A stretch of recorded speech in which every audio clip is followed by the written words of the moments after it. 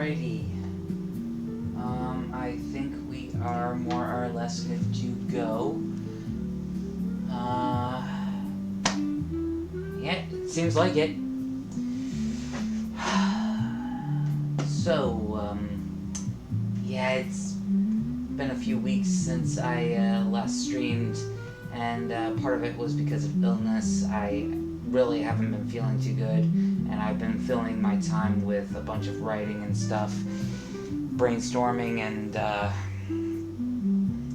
watching a whole bunch of old nostalgic movies, because I like nostalgic films.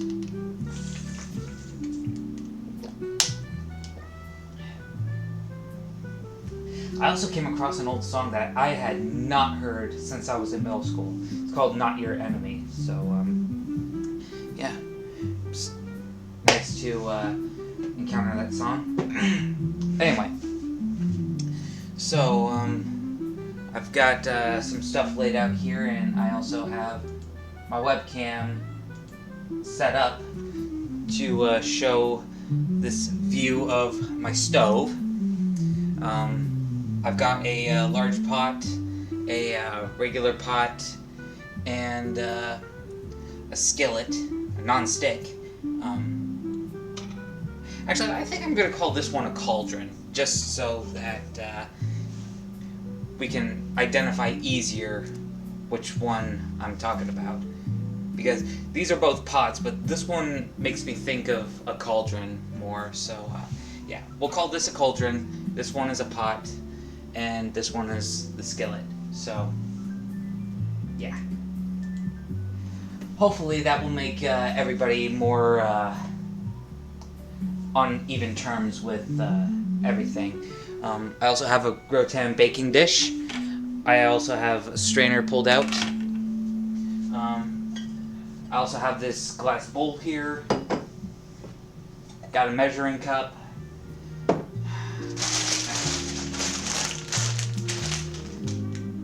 Medium shells. So, I'm actually going to be making my mac and cheese recipe, which I have perfected and refined through a lot of experimentation, a lot of trial and error. I shared this recipe with fellow Twitch user Ginger Crush, and she made a variation of it. The only difference between hers and mine, actually differences, there are two. She did not cube the mozzarella or the Gouda. She instead shredded it and added it to the Mornay sauce. And she did not have any Parmesan in hers. And she said, I think that it's because she doesn't really like the dry taste.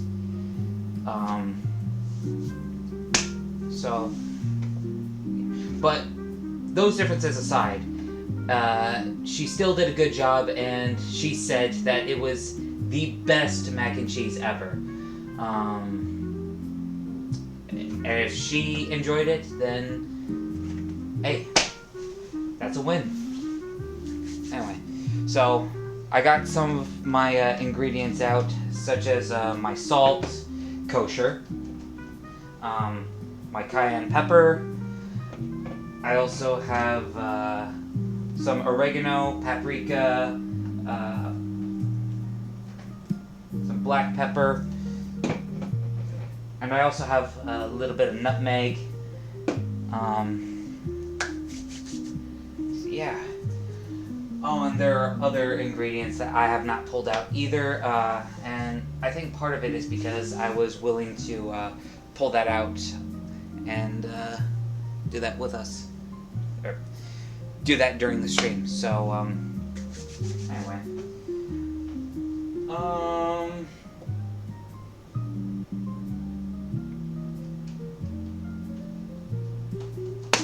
So, without further ado, I'm gonna get started. Now, I'm gonna start by prepping my cheese. So, I go into my fridge.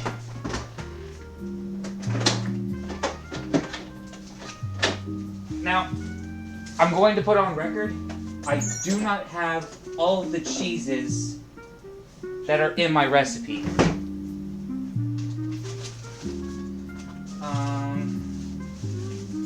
Let's see.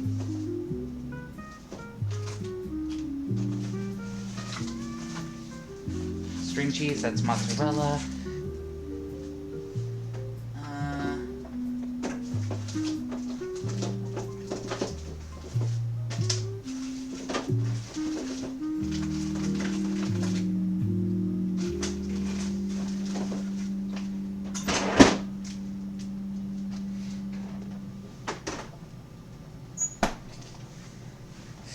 Okay, so I did say that I don't have all the cheeses in my recipe.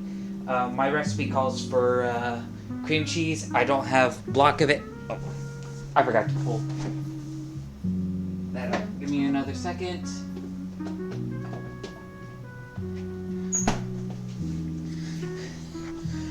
I have this container of cream cheese, however, there's not much left. So, yeah, that's going to be a bit of a problem.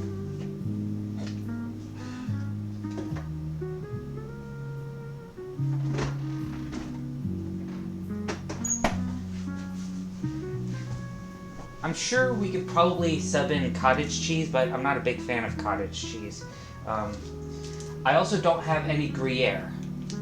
I do have Swiss, but it's in deli slices, not the blocks that you shred. Although, I could probably get away with maybe using 3 slices of this, folding them in half, and then shredding them that way. Maybe? Not certain, but that is going to be a bit of a struggle with that. I do have some soft goat cheese crumbles, which will probably give it a bit of an acidic twang. But you know, I'm pretty sure Ginger will attest or confirm that in the PDF that I sent her, I did state that the cheeses are interchangeable. You can use whatever cheeses you want. But, yeah. I did list certain cheeses in my recipe, and, well, I don't have all of them available to me, so I'm just gonna make do with what I've got. So, I'm going to start by cutting off some cheddar.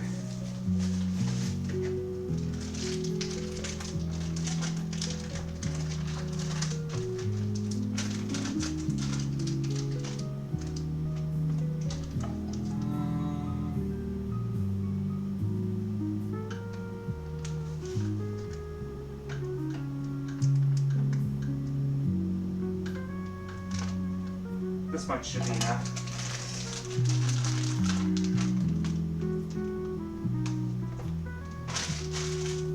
And I see Maui.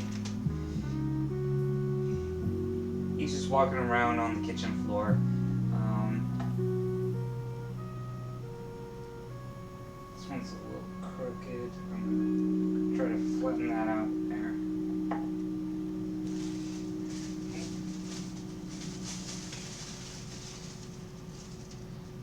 The rest of it in the bag.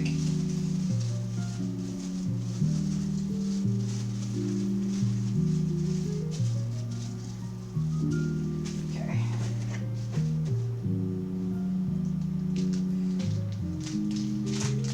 Now, Swiss.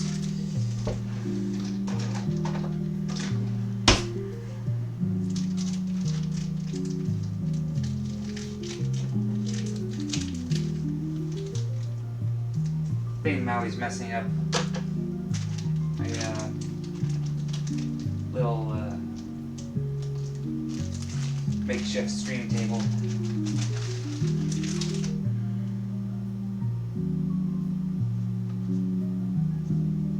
Okay. Got 3 slices of Swiss.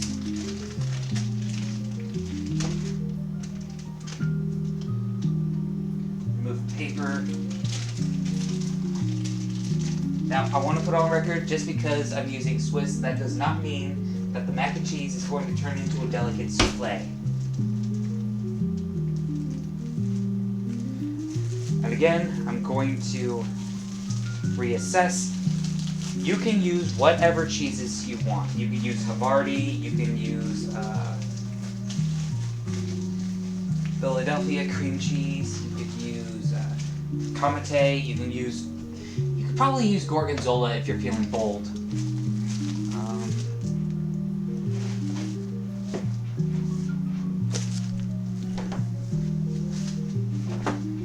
Put these back in the fridge.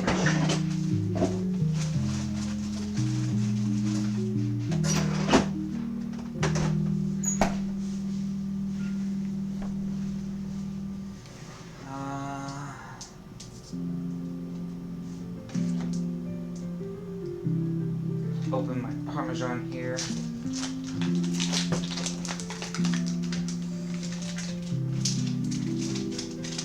Uh-oh. Hey!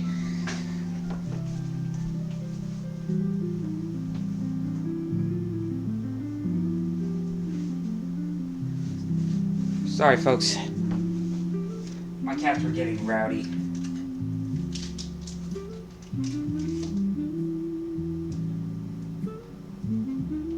Cut off a nice chunk of Parmesan here.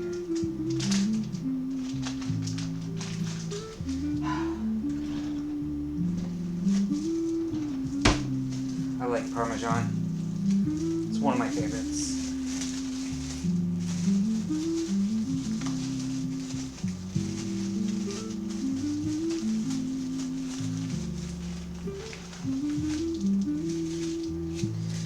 Now the smoked Gouda and the string cheese I will set aside for the moment.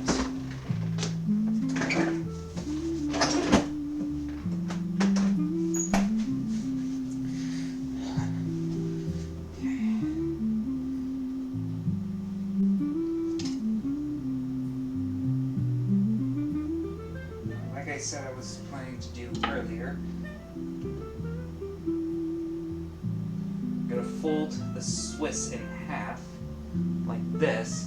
I'm going to try to shred it this way.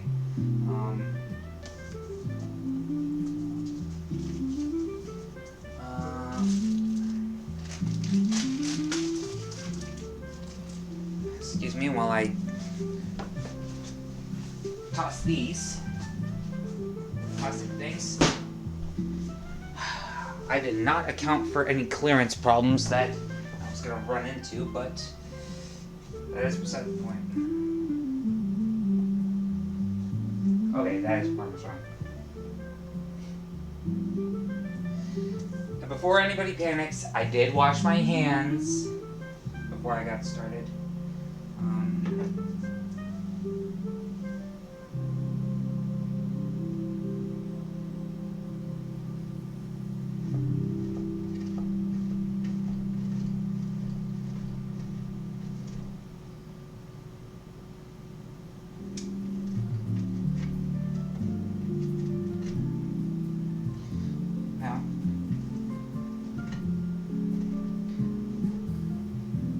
I'm pretty sure Ginger will also confirm. I emphasized in my PDF that you should always grate the cheese yourself instead of relying on pre-shredded cheese, and there's a reason for that. Pre-shredded cheese is coated with potato starch, wood pulp, which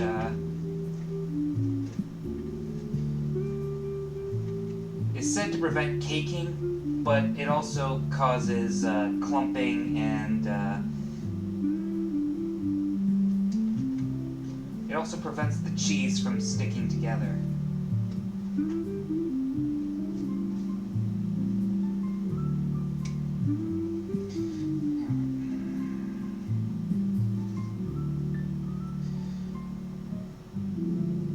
Okay, that is the Swiss. I'll shred it up. I'll put it into a bowl and put it into the glass bowl. And no, I have no plans on shattering the bowl, just like Lady Tremaine shattered Cinderella's slipper.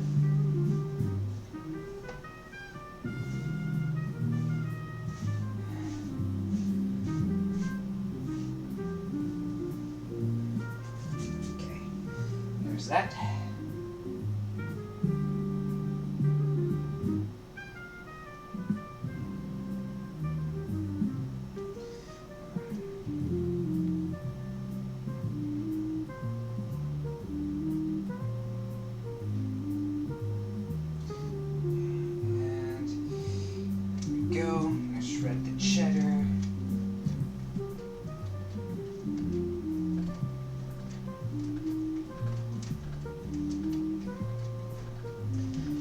And I'm going to repeat, when it comes to cheese, it's always better to shred your own.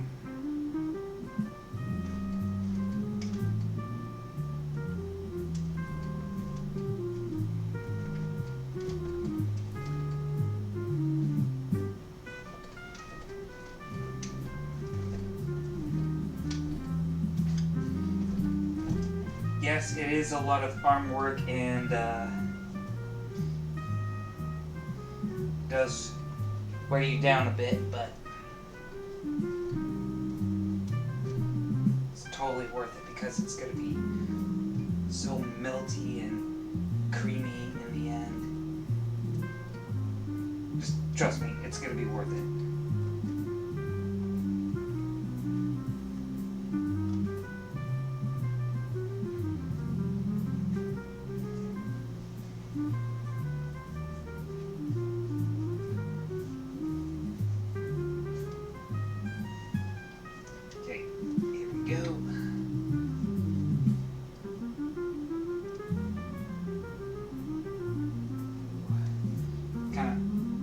Overdid it with the cheddar, or did I?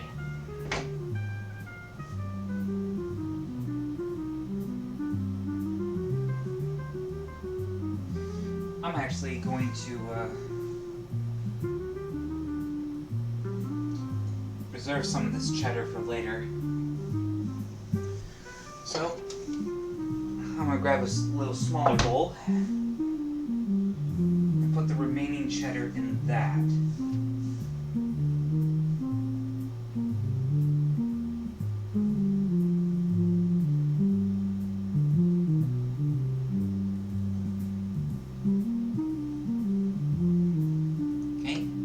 Set that cheddar aside. Finally,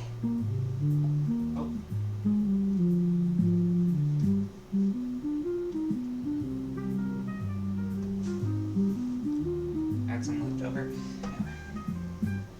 Parmesan.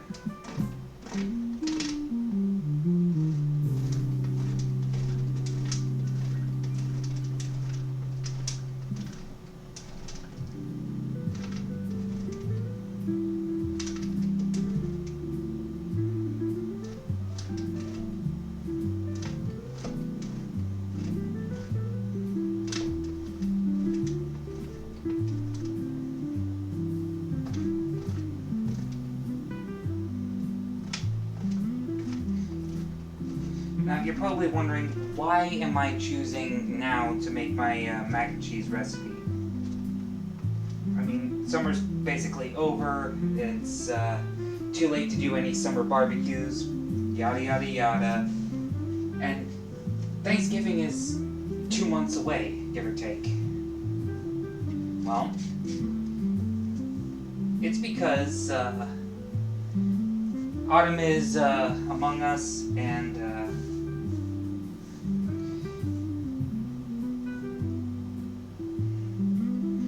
yes, autumn is also the time for Thanksgiving, and there's also the fact that, you know, kids are going back to school, and I remember the schools that I went to, like, as irritating as my schools were, a lot of the cheesy stuff that they served, it it was just so good, and it hit the spot. And I also remember times where I went to Olive Garden and ordered their mac and cheese, and it was so creamy, and they used shells like I'm going to be using today.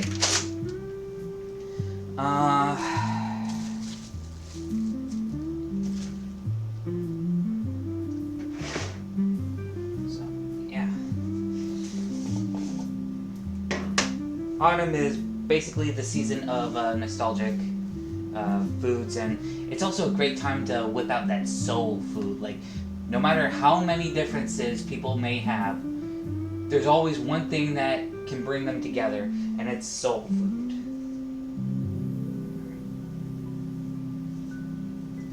I'm gonna mix in some cornstarch.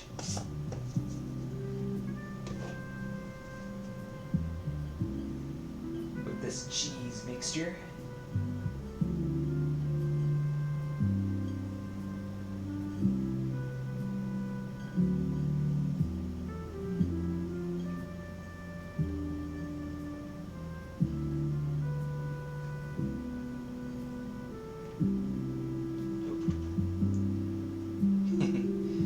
And don't worry, I did wipe down this surface before I started streaming. I wiped down this surface, and then I washed my hands. So.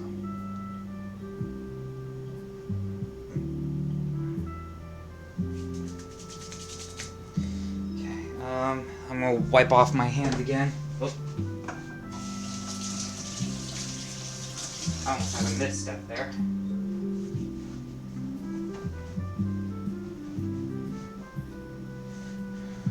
Maybe that was more of a rinse. Anyway. So.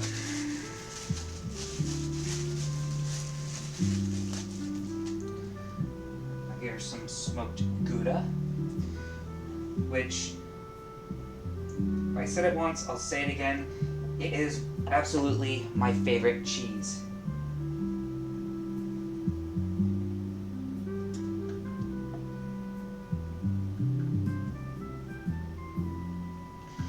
And I'm gonna be,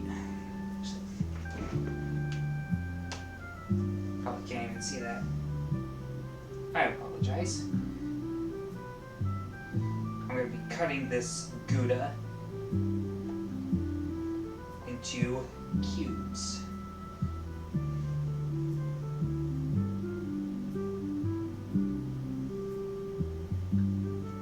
Ow.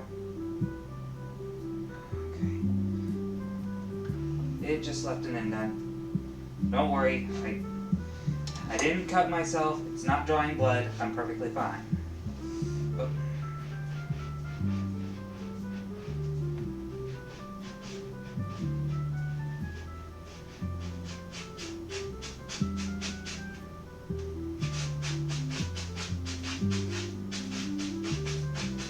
Okay, and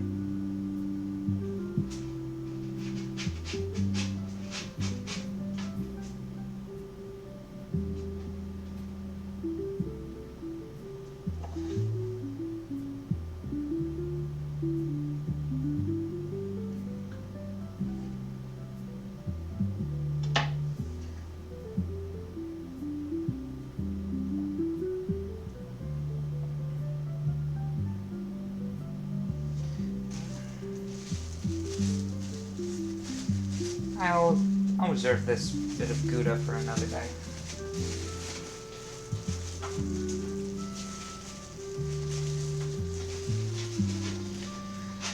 And now, string cheese.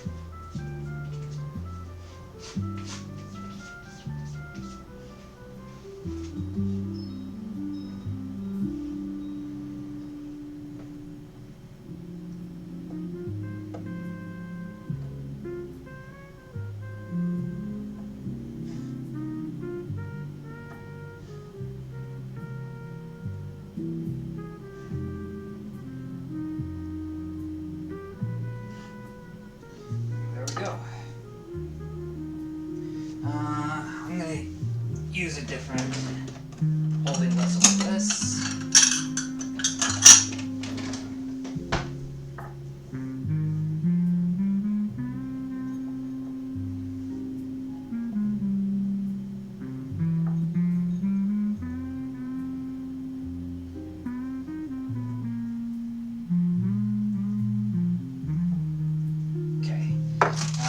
This aside as well. Okay, that is all of our cheese prepared. Give me another moment.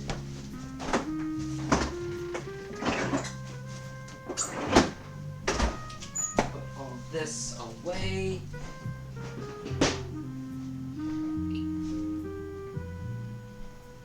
Kitty, kitty. Out of the kitchen, please. Now may be a good time for me to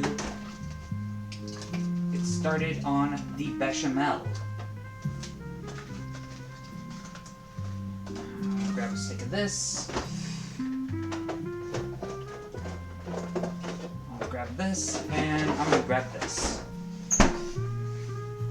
All right.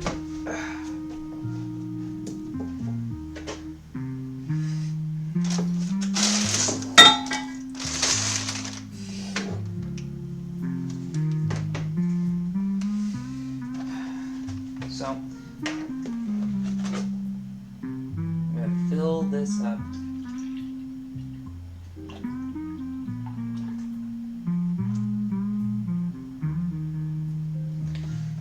Now, I'm not going to fill it up all the way, because I'm also going to be using some half and half in this mixture.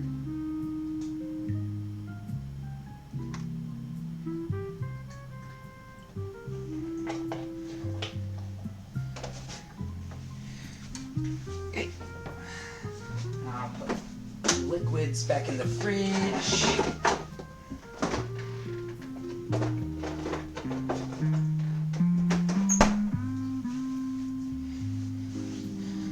Okay. I suppose this is a good time for me to switch screens. Now, I'm going to be doing the bechamel in this pot, the cauldron.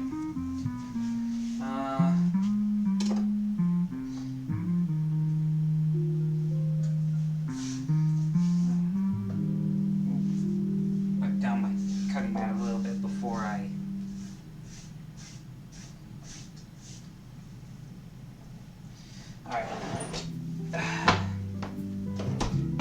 put my cutting mat away. I'm gonna open my stick of butter. Now I'm using sweet cream butter, and this is salted, but it's gonna be alright.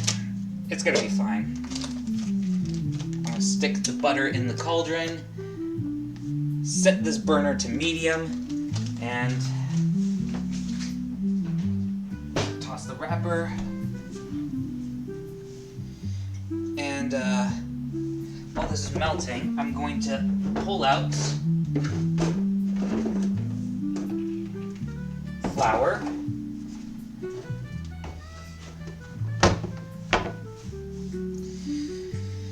And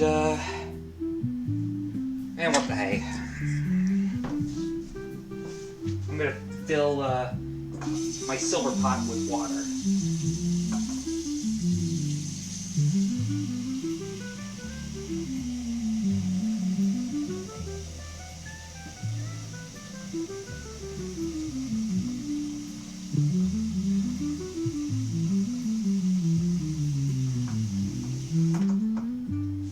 Okay, that should be enough.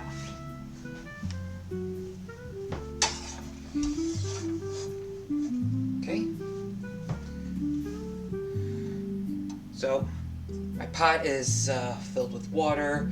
The cauldron has a stick of butter melting in it. I'm going to set my other burner to just under high heat. Not completely all the way, but just enough to get this started.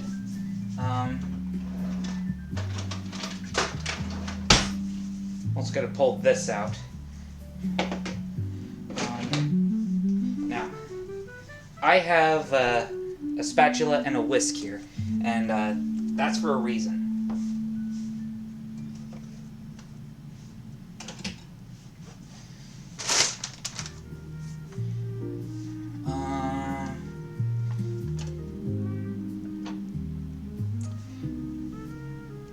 Let's see if I can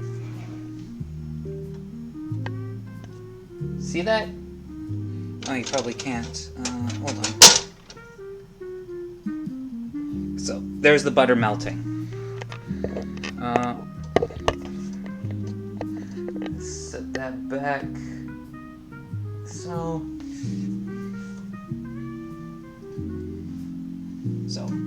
while this butter is melting, also decided to fill the silver pot with water. Should probably also cut this pack open.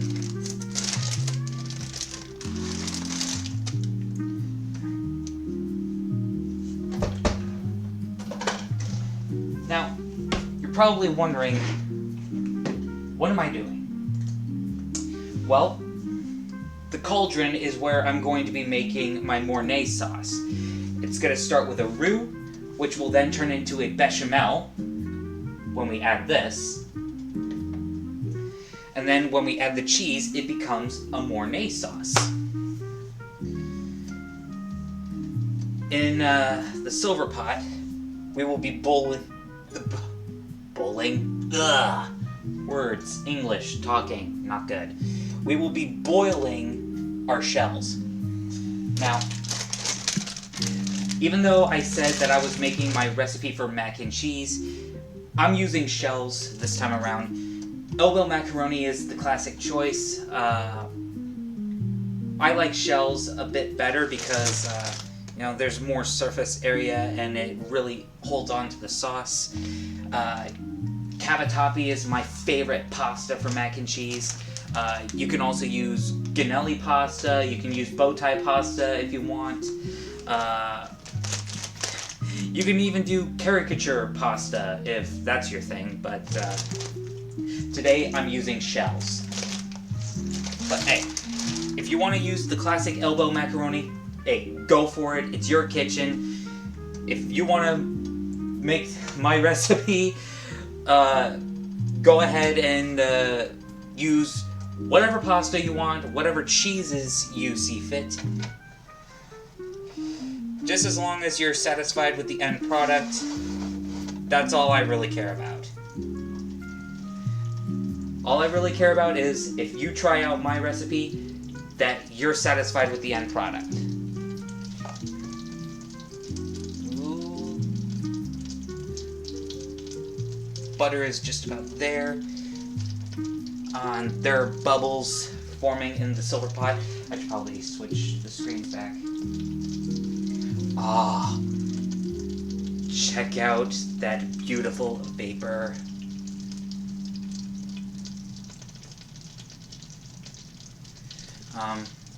I should probably also advise you, you should always season your pasta water.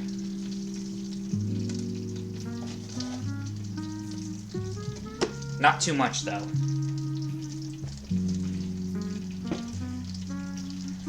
Less is more. After all, my butter is salted, so yeah. There is such a thing as too much salt. I did make that mistake before. So, yeah. Hey, Sable. Oh, as soon as I acknowledged him, he decides to back away.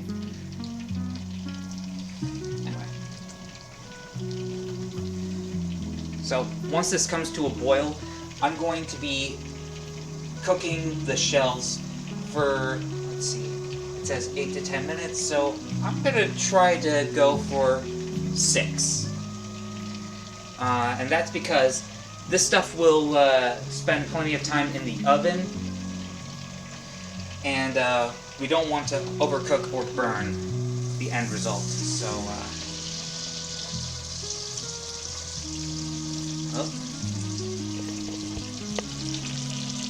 looks like the butter is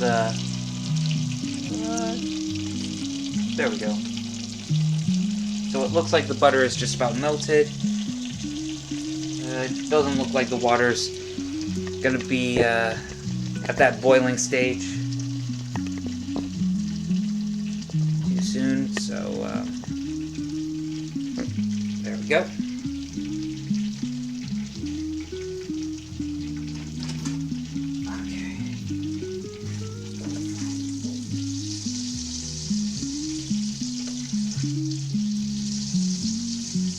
Should have done that earlier. Now, I'm going to grab a quarter measuring cup.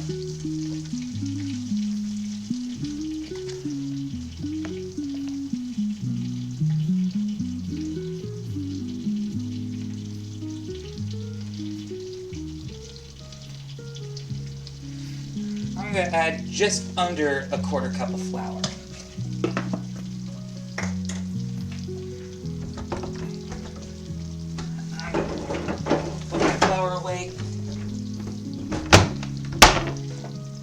And I'm going to stir this around.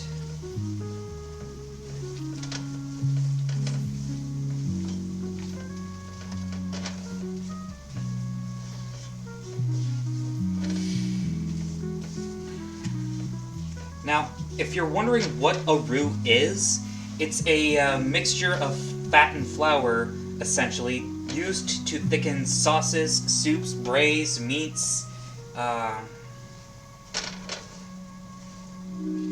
So basically, it's a thickening agent. And there is also another bit of advice. You also need to cook out a roux. If I come over here and give you another helicopter view. Okay, so do you see that right there?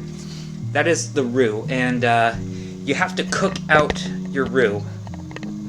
Why? Well, if you don't, the end result is going to end up having a raw, floury taste, and I'm pretty sure nobody wants that. At this point, I think I'm going to add some of my spices. I'm going to add my nutmeg. I'm going to add some paprika.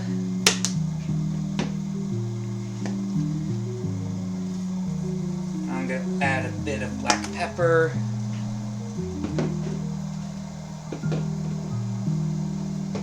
And I'm going to add some Italian seasoning.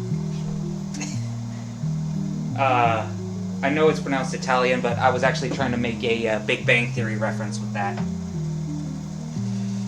That episode where Sheldon had dinner with Penny, he was like, now that's Italian.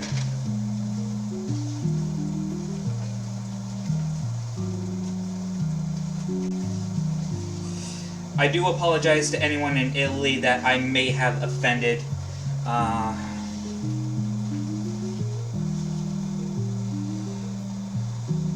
I know how Italy and Italian is pronounced, so again, if I've offended anyone, I really am sorry. I was trying to be funny.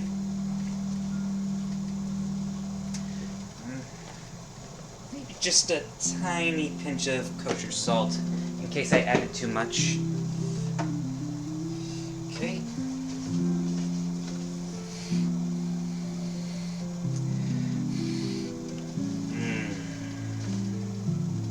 Okay. At this point, I can put my spatula down. And at this point, we're going to primarily be using a whisk. And it looks like my water is coming to a boil. So,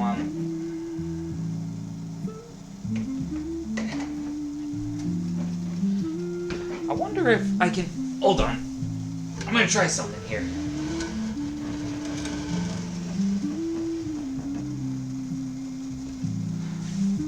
Oh, you kinda see it. You kinda see it. see if I can tilt this down a little. Okay, so there's my roux. And slowly, I'm going to add my milk in half and half mixture.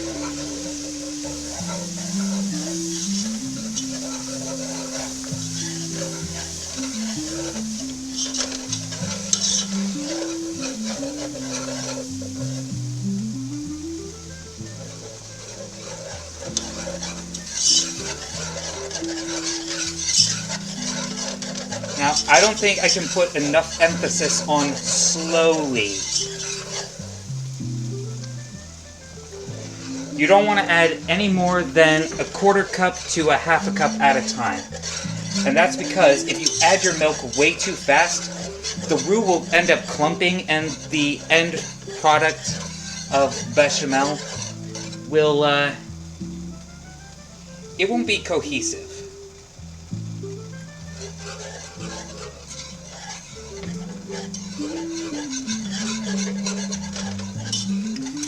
So, do you see how I'm doing it here?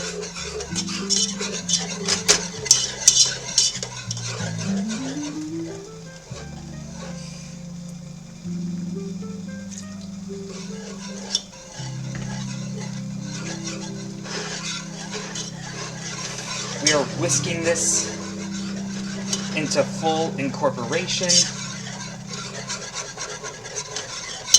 Up, and it looks like the water has come to a boil, if you can see that. So, set my whisk on the edge and pour in my pasta. Again, I'm using shells, but you can use whatever pasta you like best for your macaroni, for your mac and cheese. Excuse me. Give it a stir. And now we're going to focus on our in-progress bechamel sauce.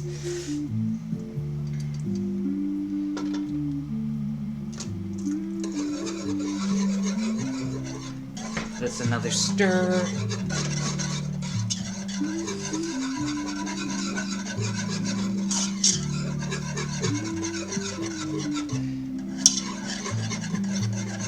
Even with the partial glimpse that you're getting, I'm sure you can see the transformation that is occurring here.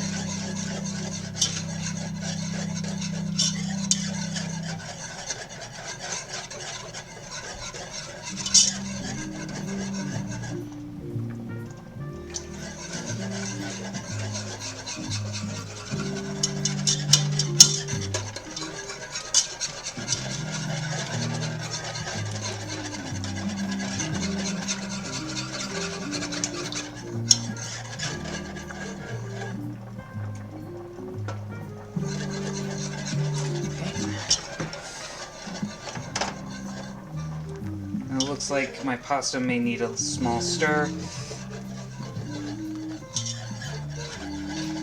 Hey, look at me, I'm using both hands.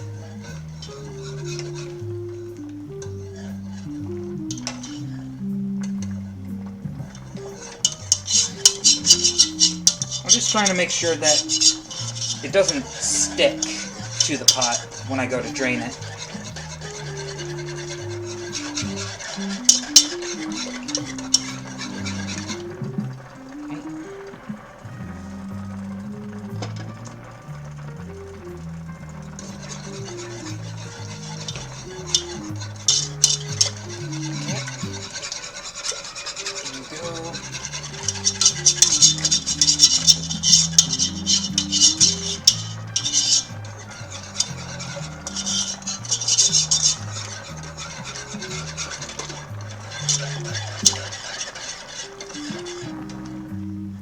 Okay, bubbling. Gonna need another stir.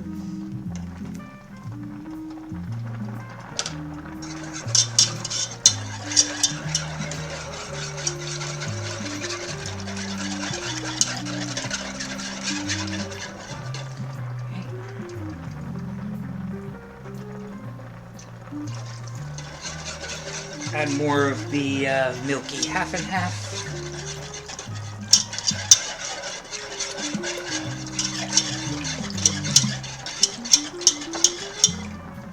Gonna need another stir of the pasta.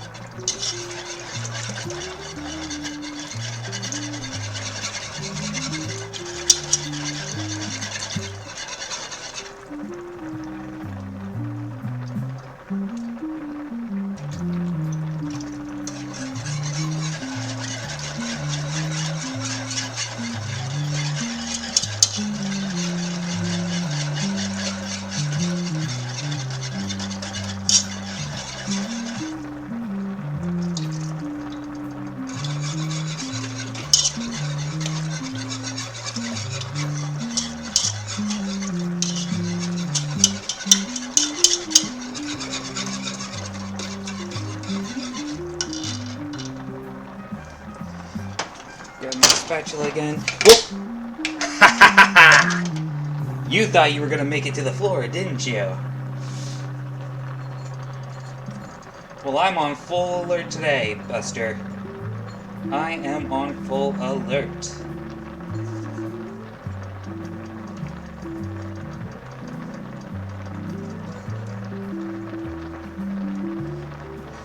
And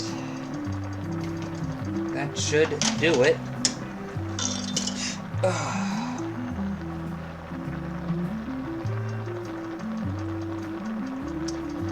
Well, I'm gonna have to rinse that off, but...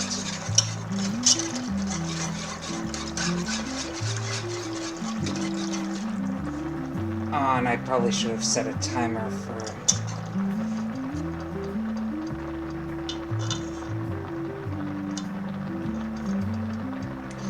Well, at least it ended up in the bechamel instead of the floor. Oh, paper towels. Excellent.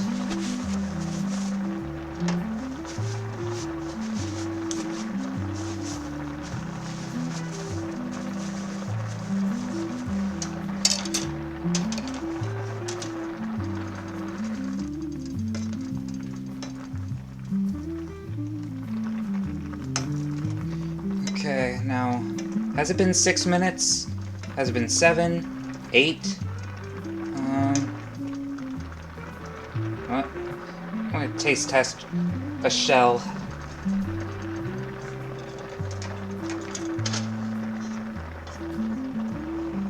Ah. Well, it's slippery.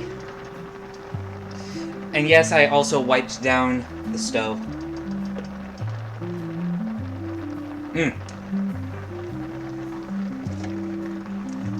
Okay. If I can turn the burners off and scoot camera back. So this back up. Okay, I'm gonna drain my pasta. So excuse me a moment.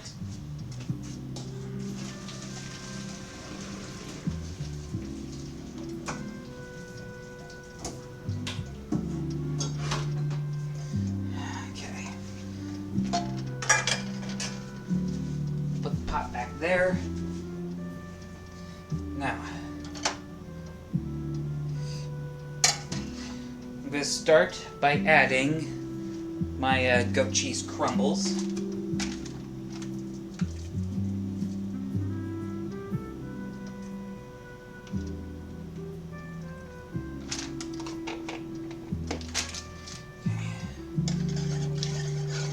This in. I'm going to rely on the residual heat to melt the cheeses together.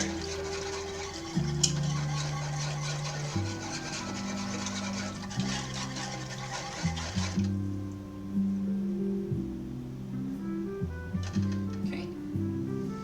Now, I'm going to take the cheese that I grated earlier, I'm going to add handfuls at a time.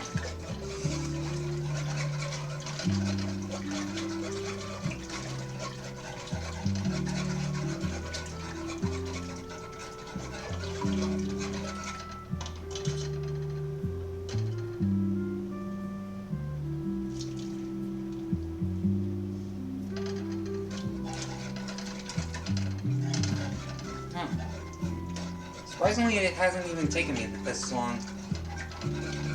Or, it hasn't taken me that long. I thought it was going to take me a lot longer, but... I have to admit, I'm actually kind of surprised.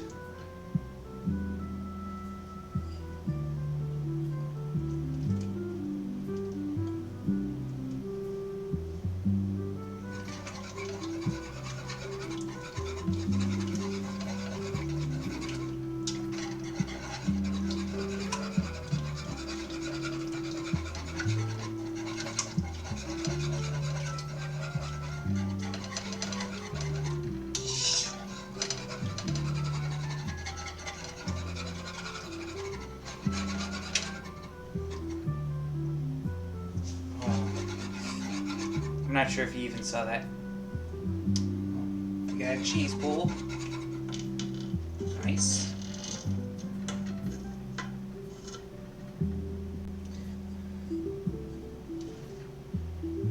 If you wanted to use the boxed stuff from Kraft, you could also do that too.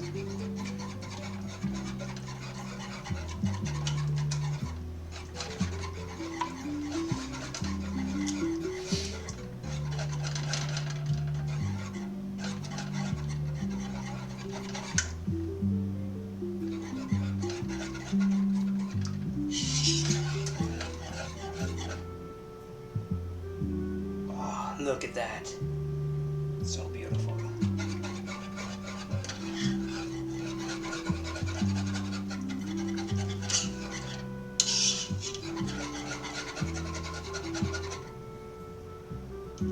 Now, there are two ingredients that I held off on, and that's for a reason.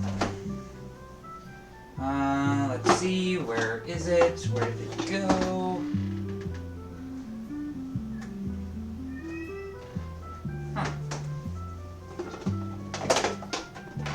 There it is. Okay. I am now going to add some honey mustard and some cayenne pepper. I'm not going to add too much here. Maybe about 2 tablespoons worth.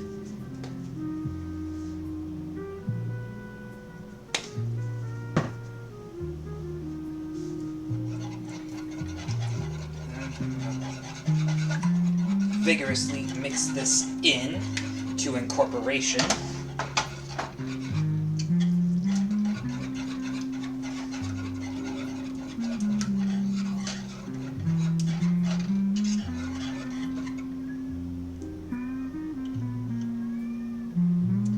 All right, now I'm going to grab my shells. And there's still a little bit of pasta water in them, but that's okay. It's actually a good thing.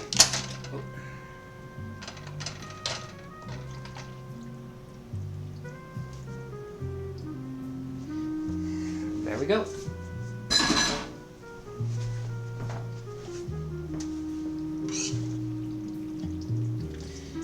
I'm gonna mix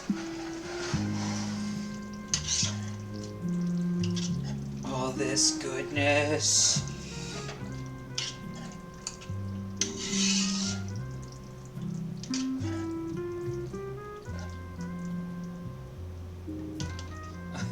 Some of the shells got into my whisk. How do you like them apples?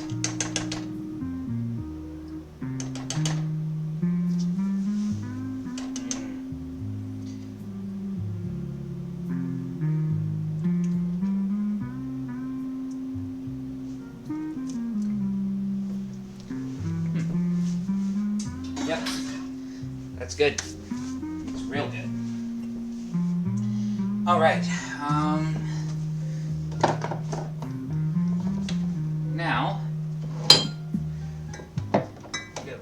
out another ingredient. I'm gonna set it down here. And while I'm at it, I'm gonna take a sip of my water.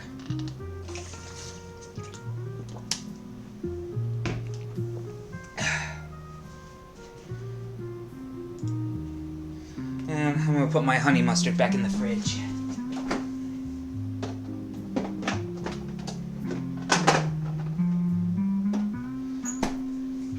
Alright. I should probably put the remaining crumbles in the fridge as well.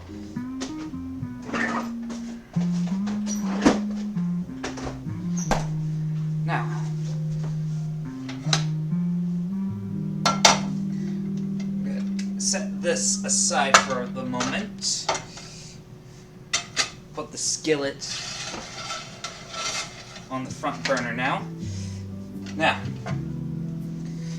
there are all sorts of things that you can do with mac and cheese. I should probably put this in the sink.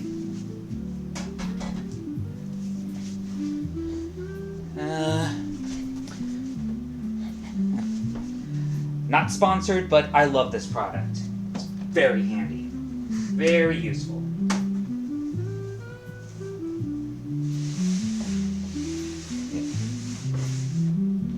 Down that surface. And wipe all that down.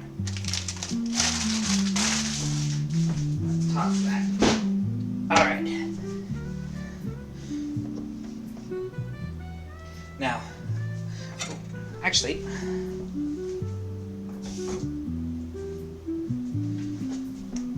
going to put a little splash of water on this, just as an indication.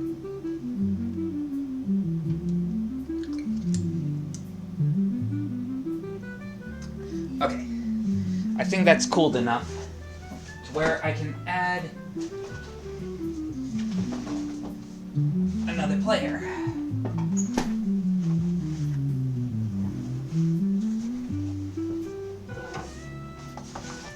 While I'm at it, I should probably take that off the stove altogether. Okay.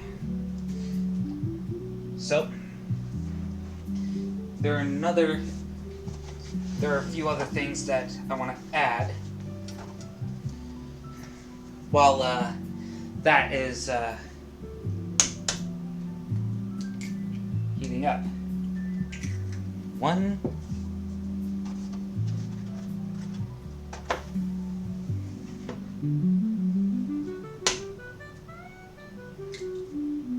2,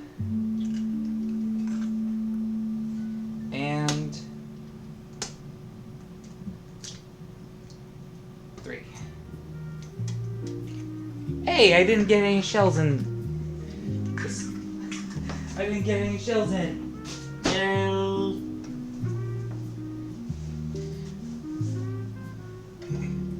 Now I'm going to use my spatula.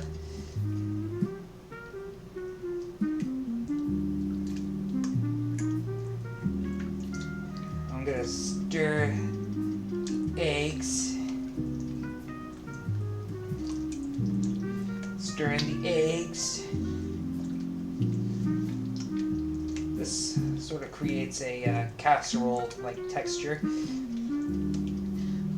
Oh, and I was supposed to add all these mozzarella and Gouda chunks in before I added the eggs, but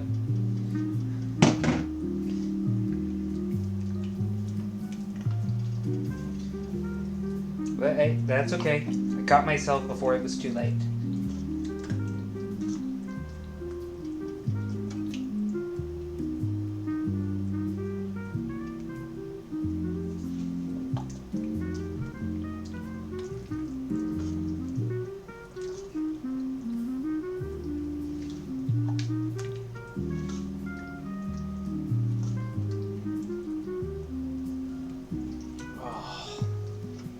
This is looking so good right now.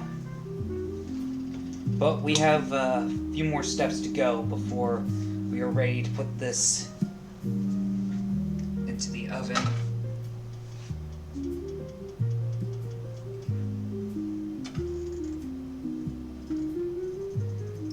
Actually, I don't know what the hell I was thinking with using water as an indicator.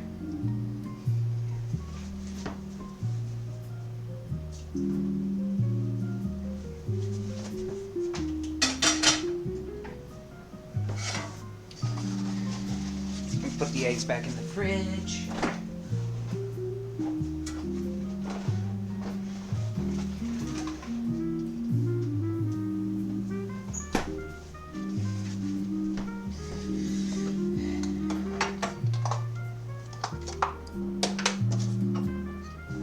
I'm gonna cut a small chunk of butter.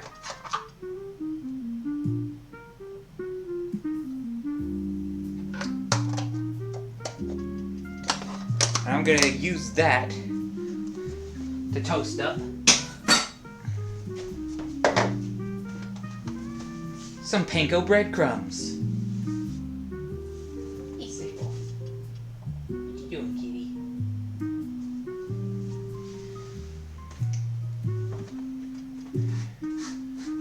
Once again, I'm gonna sanitize my hands before I do anything more.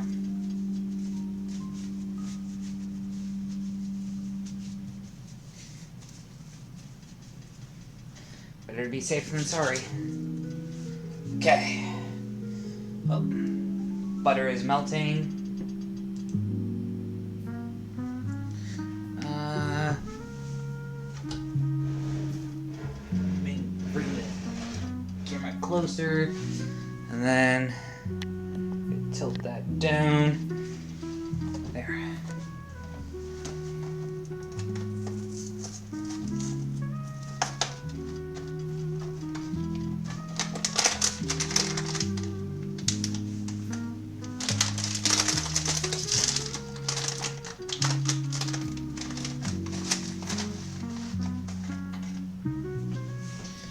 I should rinse this off before I use it again.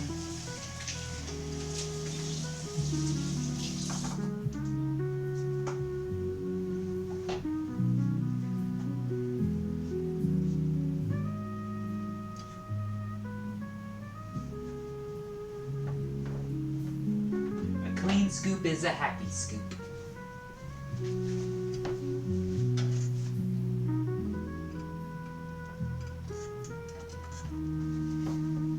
Okay, so we've got our butter melting.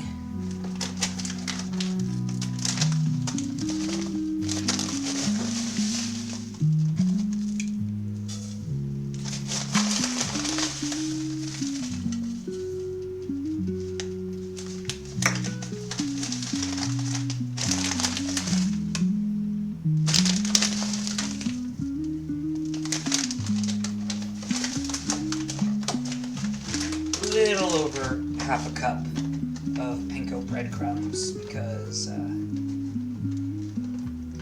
I like the Japanese.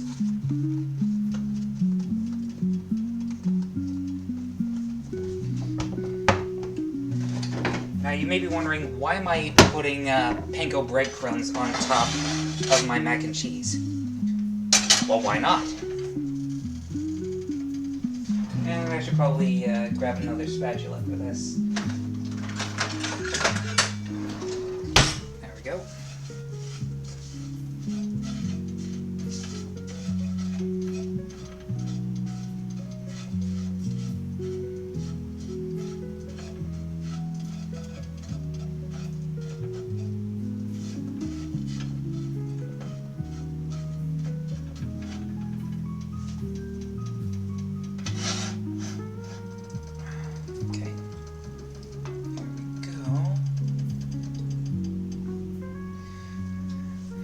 I'm going to grab my rattan baking dish,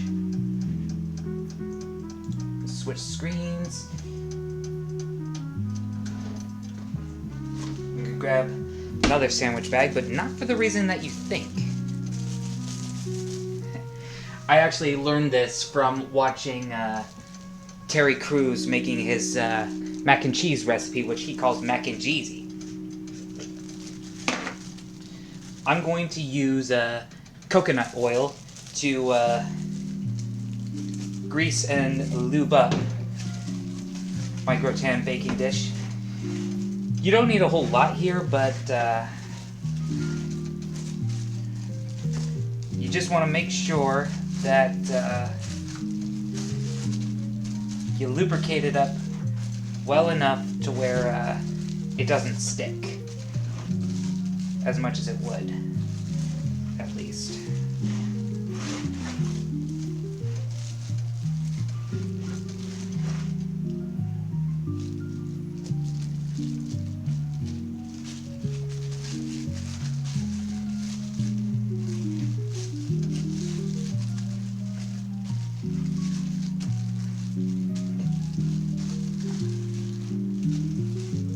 And there we go.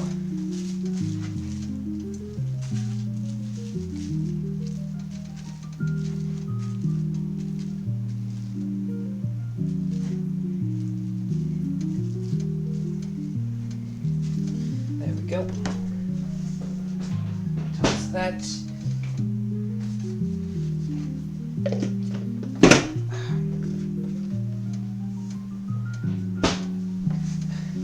I got oil fingers. Not butter fingers, but oil fingers. Okay. That back where it was. Hey. Oh, I forgot to switch the scene back. My apologies. And I think at this point in time, I can probably preheat the oven to 375 degrees. Make sure nothing's in there. Excellent.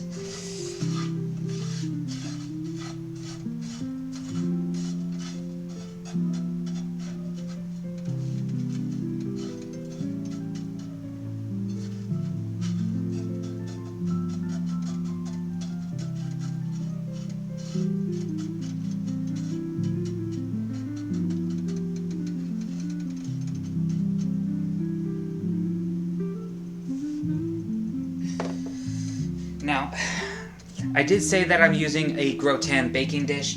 You can use a cast iron skillet, you can use a glass pan, you can use a metal pan. However, if it's smaller than the baking vessel that I'm using right here, you may want to scale the recipe down so that it fits in the baking vessel of your choice. That's just a bit of advice on my part.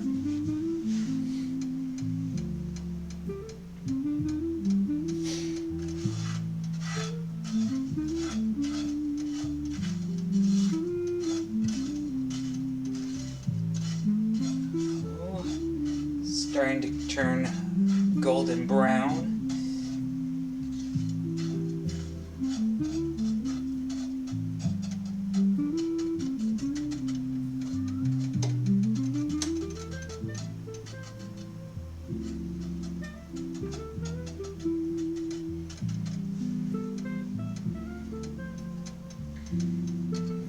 Looking fantastic.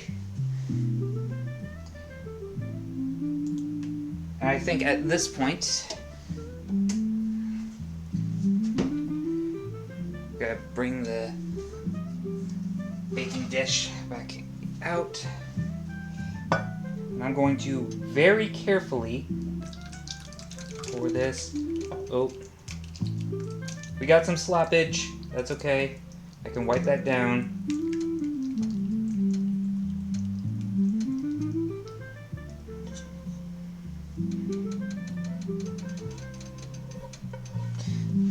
And if you're using a spatula, go ahead and use it to scrape down your cauldron. No cheesy goodness gets left behind.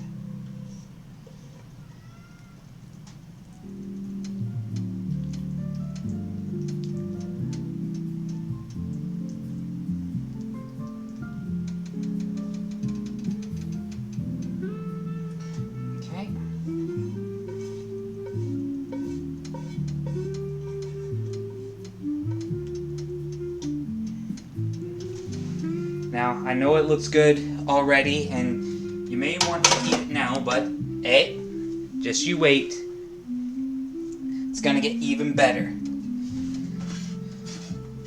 Give another stir to my breadcrumbs. Ooh, these are looking fantastic.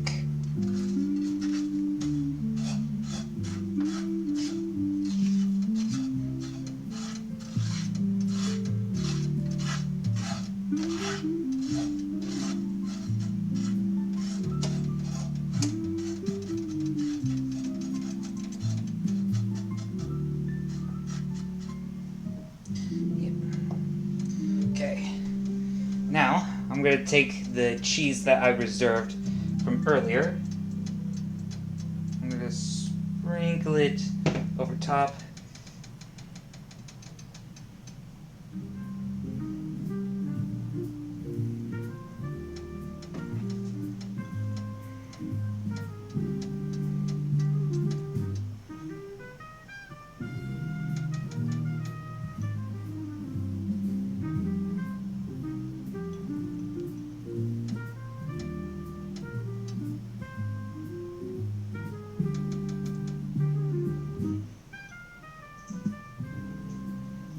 I think after the mistakes that I've made in attempts prior, I think this might be perfected enough to be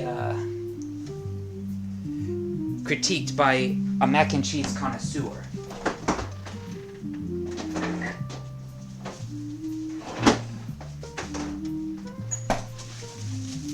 Oh. My stomach is growling. It's saying, dude, you're hungry, eat something. What? Not so fast, gut. I can resist.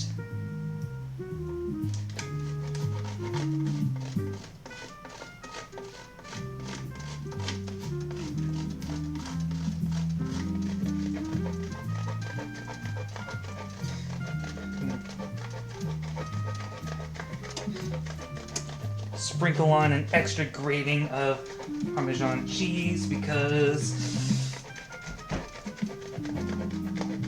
I love Parmesan so much.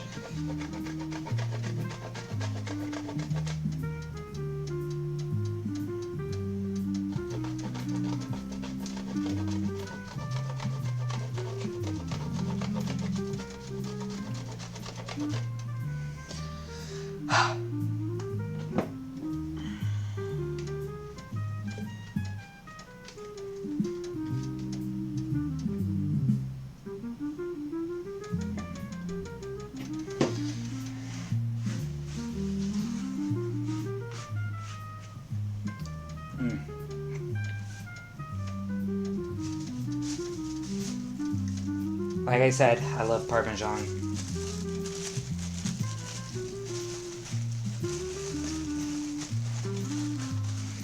Put that back in the fridge.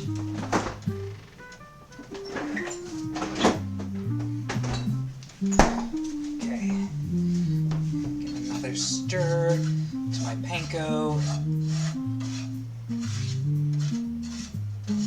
Oh, it is looking fantastic.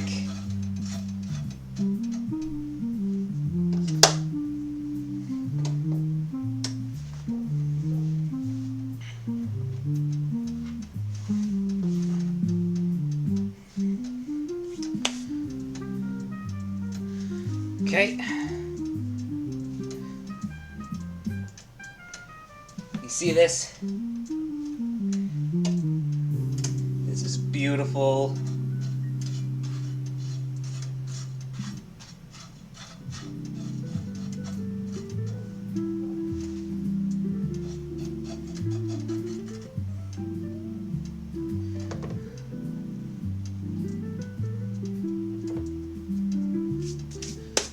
Looking crispy and just ready to top this mac and cheesy goodness.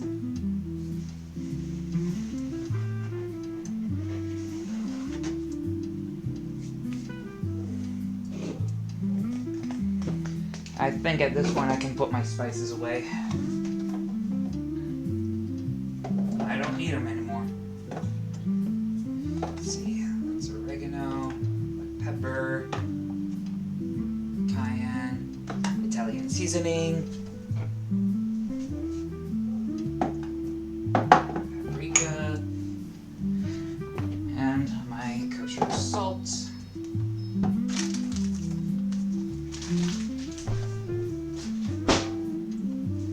How's that packaging?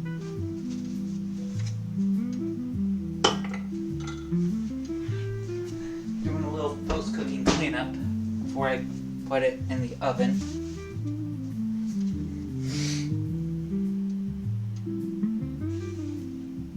Okay, and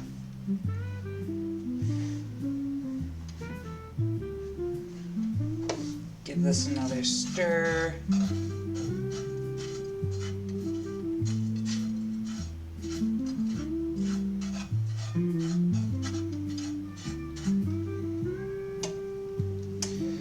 Alright, and let's switch back here.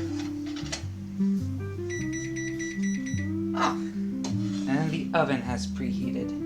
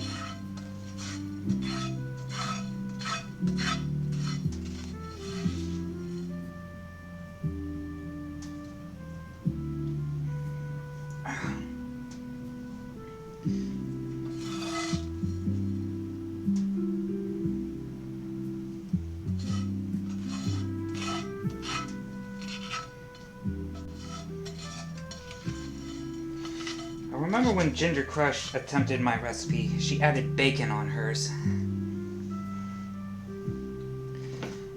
I still have yet to do that with mine, but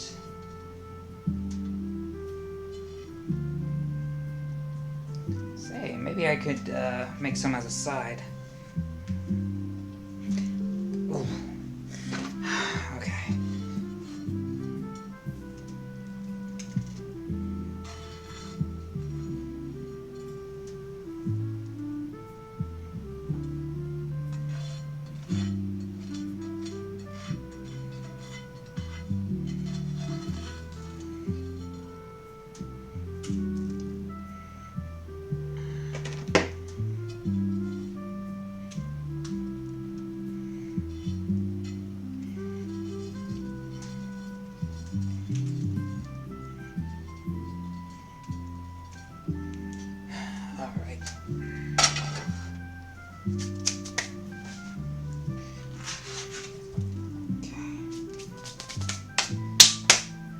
All right. This looks pretty good.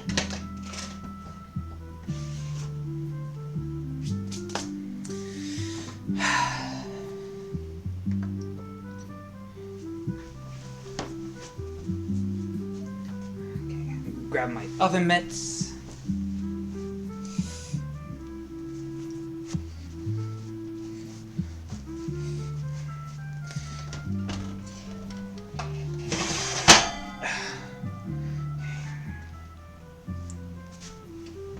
Gently in and now set the timer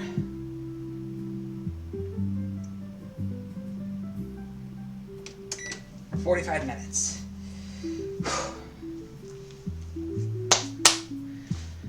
Okay. Sorry about that thumb in your face, but now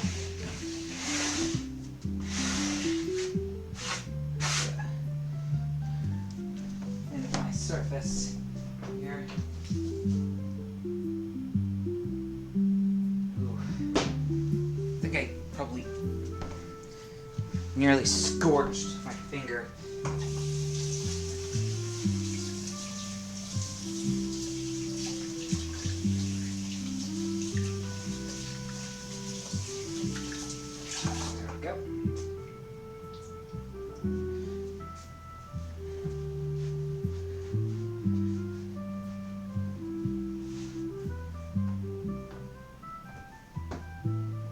Go.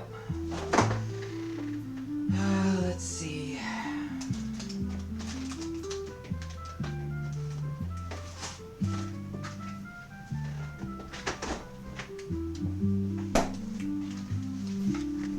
I think I'm gonna make some bacon.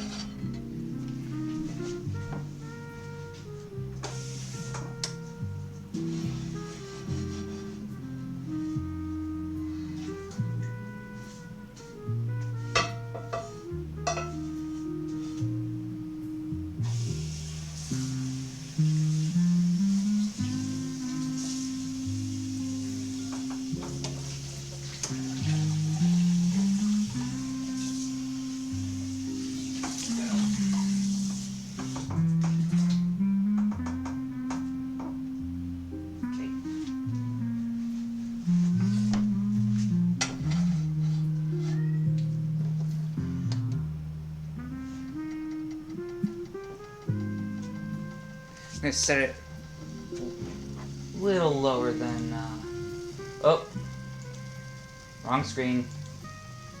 Thank you.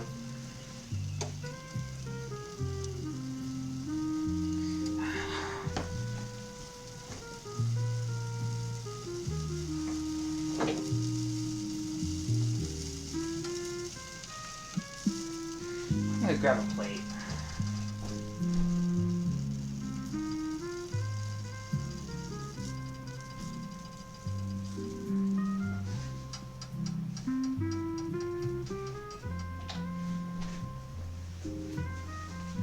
While I'm at it, I think I'll also grab a fork.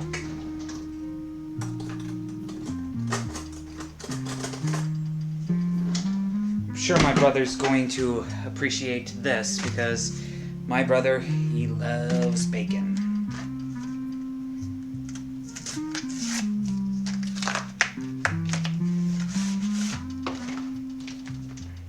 Me, I like bacon. And I like mine on the crispy side.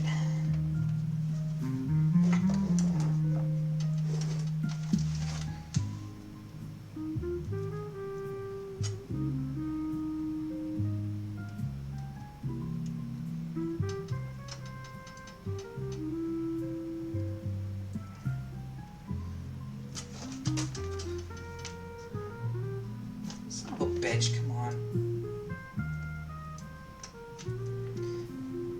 I think I got leverage, and I don't got it.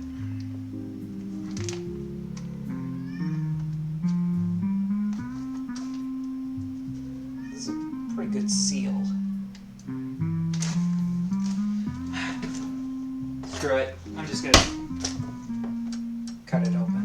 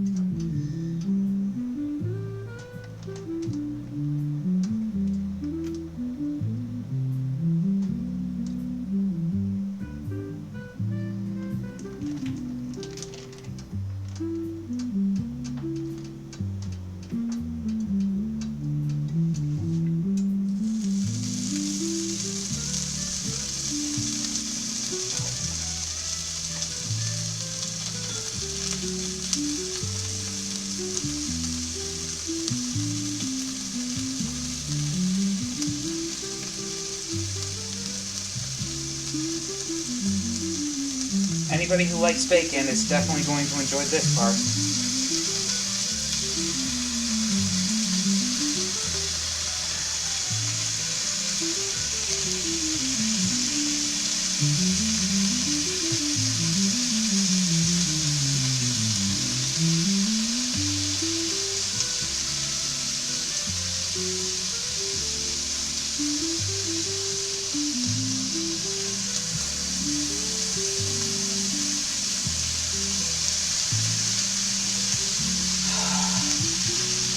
Do you hear that? Do you hear that wonderful sound?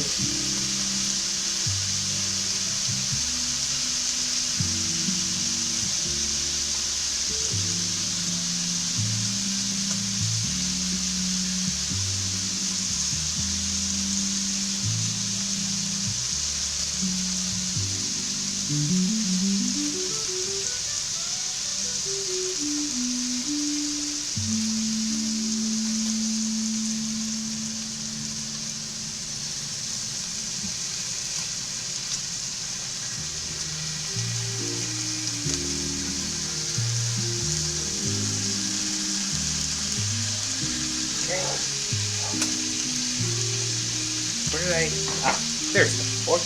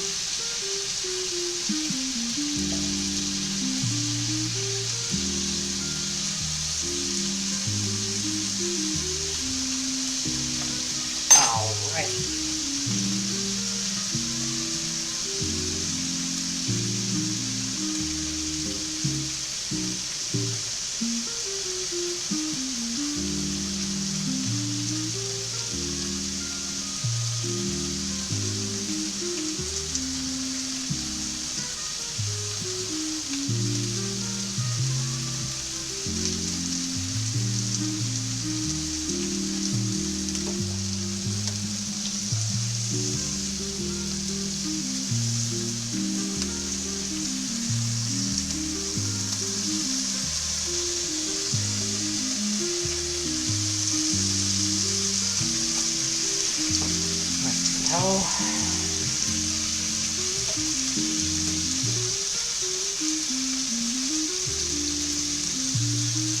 Some water.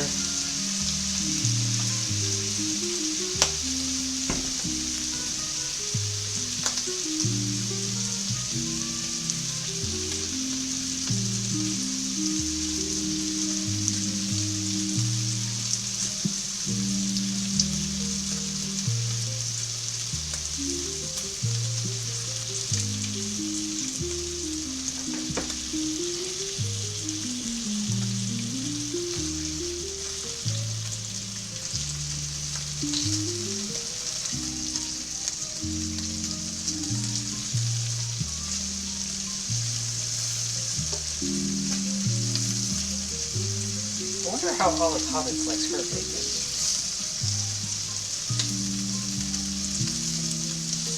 I wonder if her Shorty likes bacon too. I wouldn't be surprised if they both do.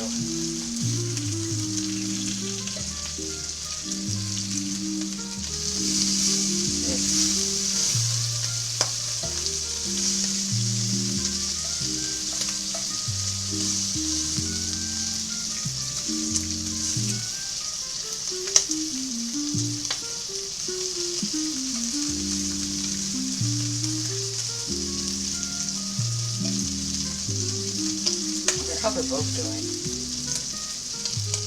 I wonder how Tiffany's doing. Also wonder what the coffee's up to.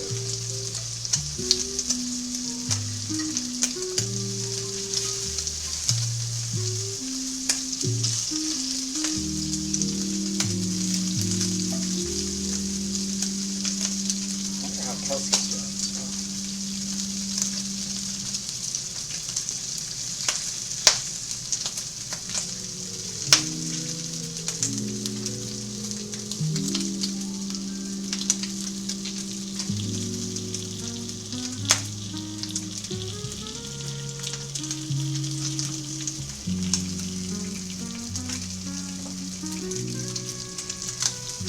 Bacon, bacon.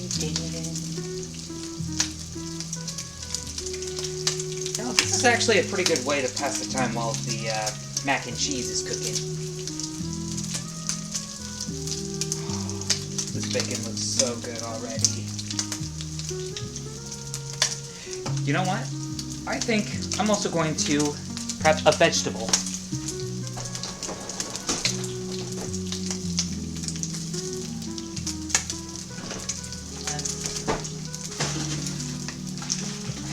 Asparagus, no. Do we have any green beans? There are peas. Actually.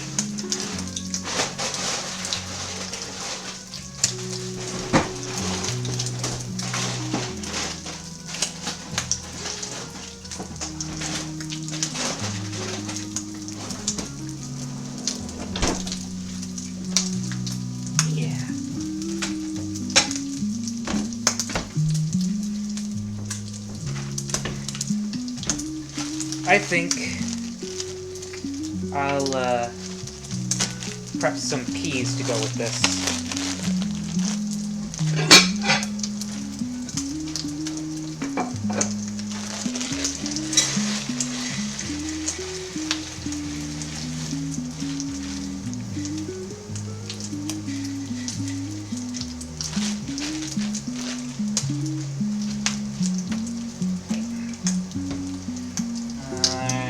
Ready for another flip.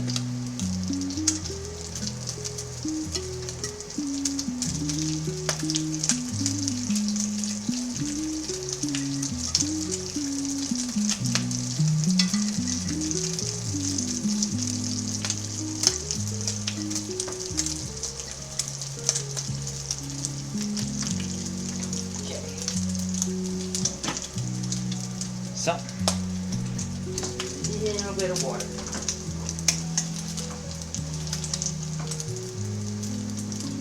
That should probably be enough.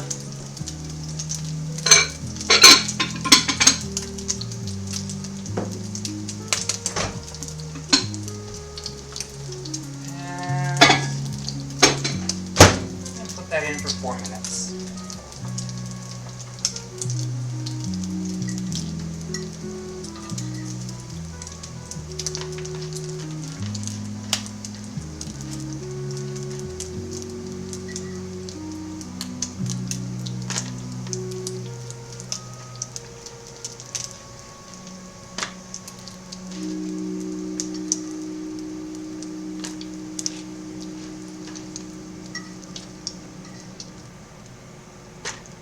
Oh. There we go.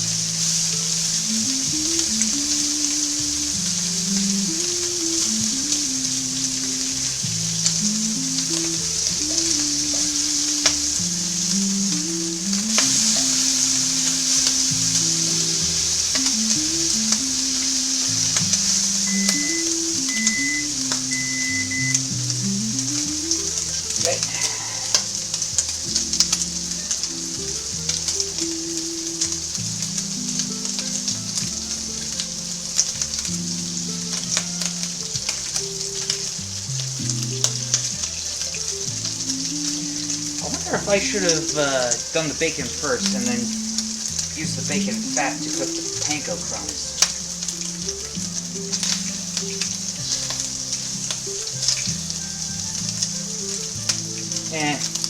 This is going to be a side dish anyway, so...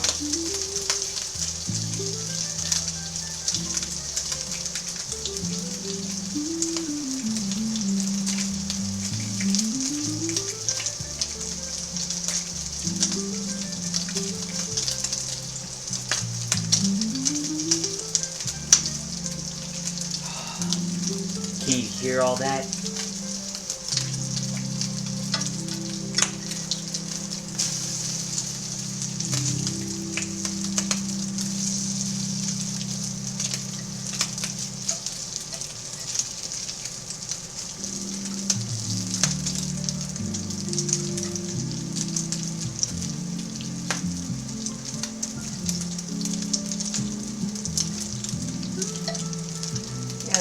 I'd say this piece is good to go.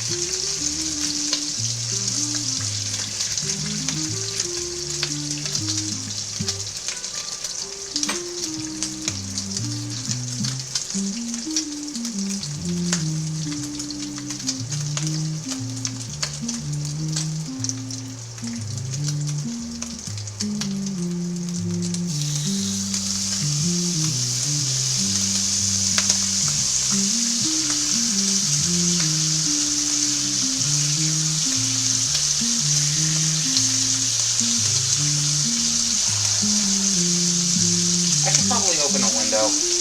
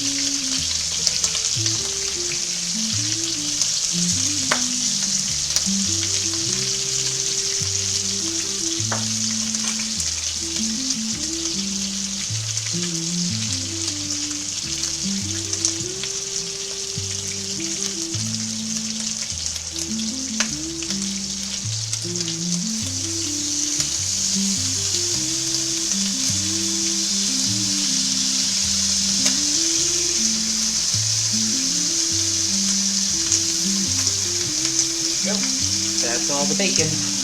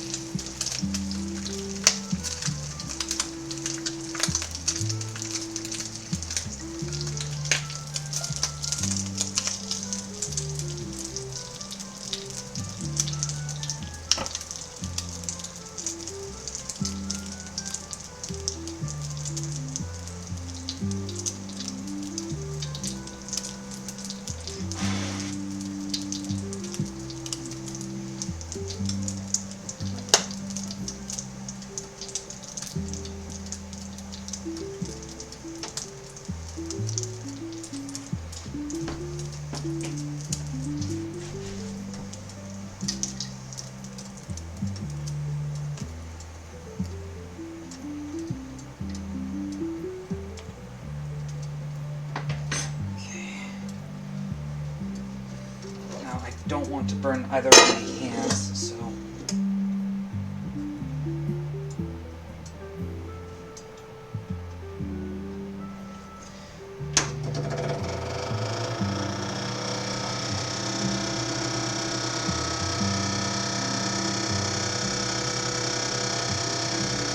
I apologize that this fan is pretty loud, but there is a lot of smoke rising from that pot, so I had to turn it on. But on a positive note, we've got all the bacon. We still have 16 minutes on the clock.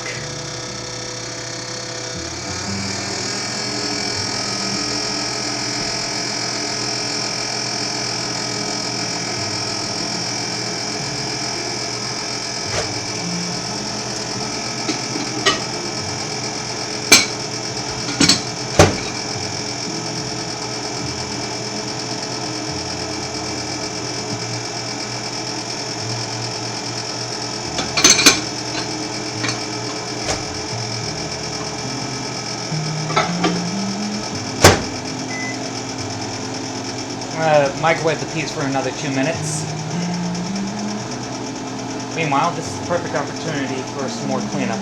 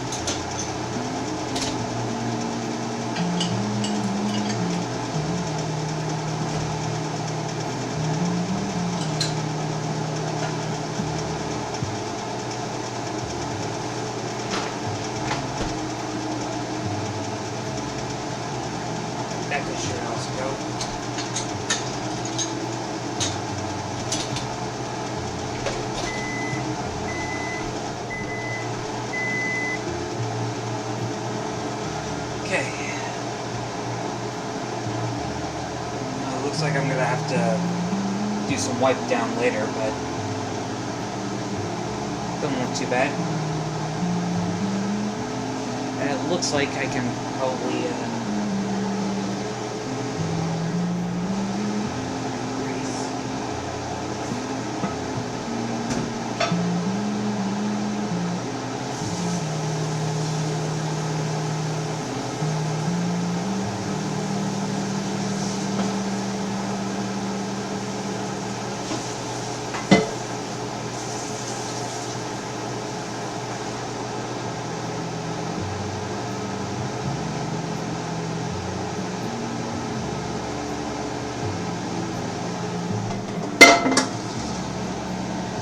okay.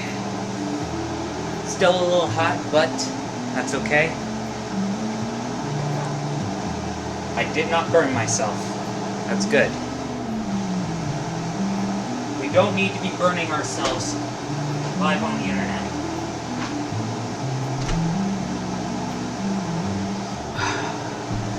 Okay. Let's see what's going on.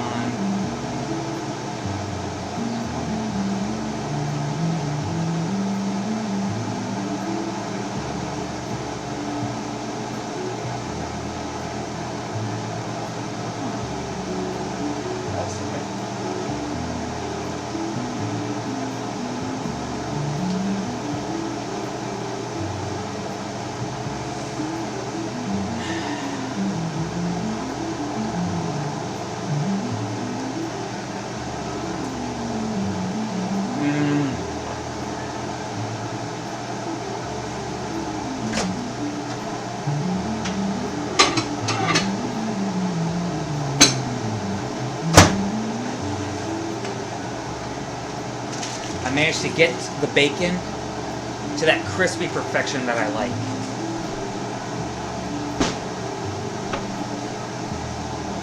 I think there's a good chance that if my brother is interested in the bacon, he's gonna have a real zinger of a time.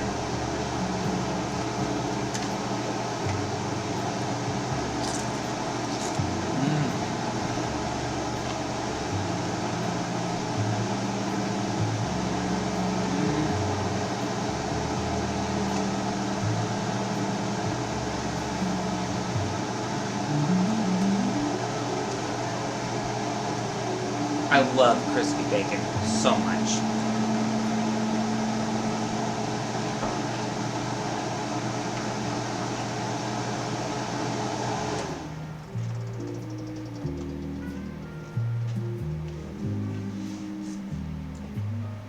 Okay, now I'm gonna stand back, see how much of the haze has cleared up.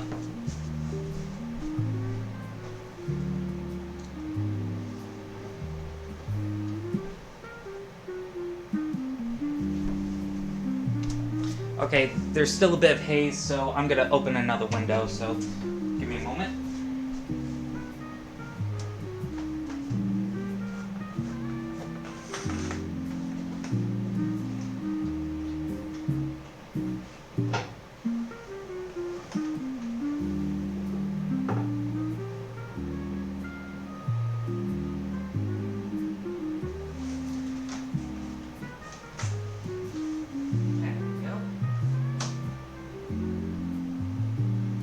That should help get some better airflow in here.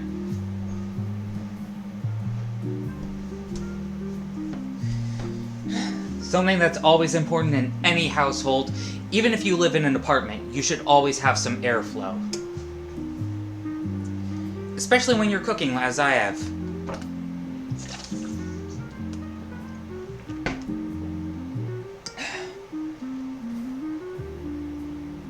Okay, that burner's still a bit hot.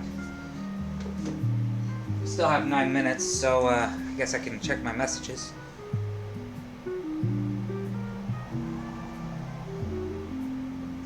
Oh, I got a message from my buddy Dylan.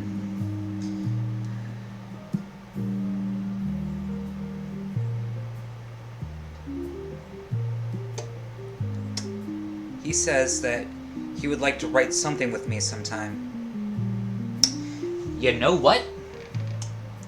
I would not be opposed to that.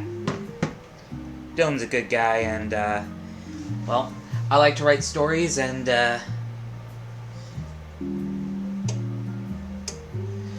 not sure if, Dylan's ever written anything, but, hey, if he's willing to give it a show, give it a show.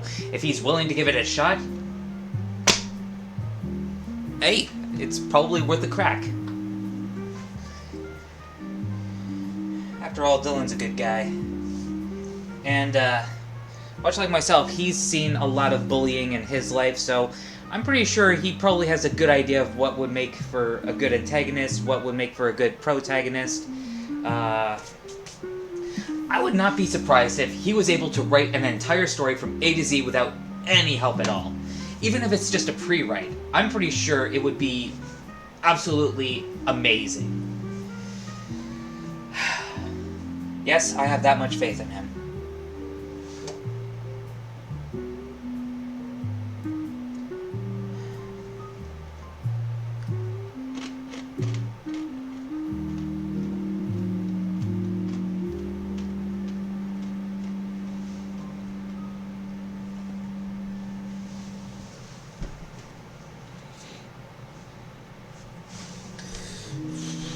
Okay. So, I'm gonna check some of my other social media stuff. Somebody liked my story. Which story was it? Ah, it's the announcement that I was gonna be cooking today.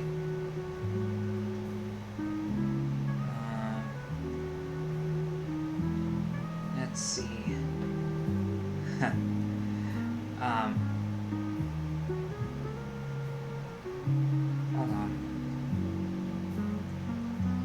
there is also something else that I have yet to show on Twitch, and it's that I actually did finish that costume that I was working on last time. I plan on doing a full video going over everything that went into making it.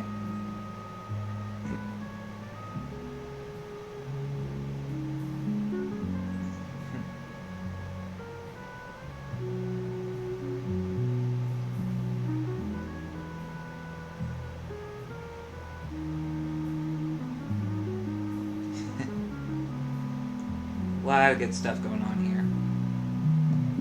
A lot of good stuff. So, I mentioned writing earlier. I have been doing a lot of that lately. Just to kind of fill the void, the activity void, because, you know, I haven't been feeling too good. I've been trying to rest, and I've also been brainstorming and stuff. Yep.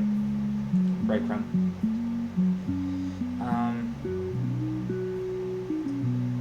I was also writing last night. I was filling in some of the blanks. Some of it felt half-assed. Like, maybe if I were to go back and re-examine that process, maybe I could do it a bit better. Maybe.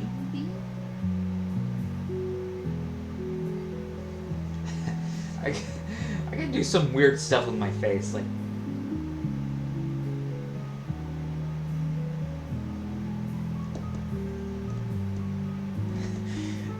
I think probably the stupidest thing I could do would be like.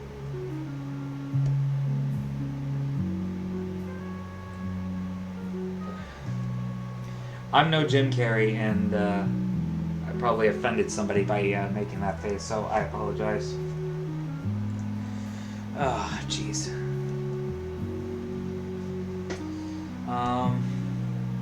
I've also been watching some Grand Theft Auto roleplay videos. Pretty funny. A lot of it was mostly reckless driving and stealing police cars. I think that's awesome for gameplay. In real life, though, I advise against that. You know, because out in the real world, those are real people with real lives, and yeah, those actions in real life have very serious consequences. So, if you're thinking about stealing a police car or reckless driving, do it only in video games. Don't do it in real life, okay? Because doing that stuff in real life has some very serious consequences. You can get in a lot of trouble. Trouble? Not good. That's not a good thing to be in.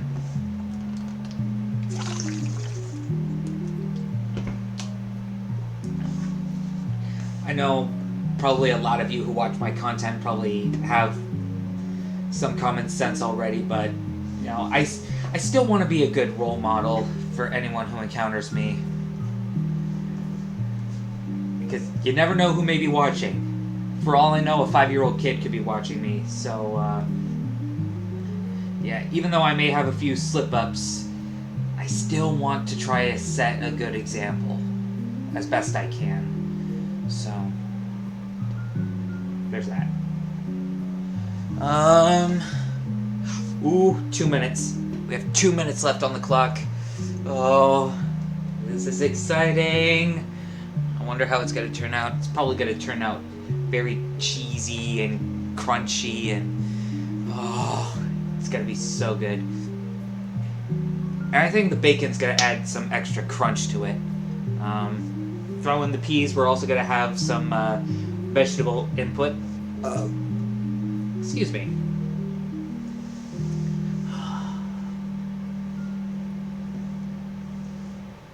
I don't remember who it was that... You know what? It was actually in a Tasty video. Tasty 101. How to make the best mac. Hold on a second. YouTube.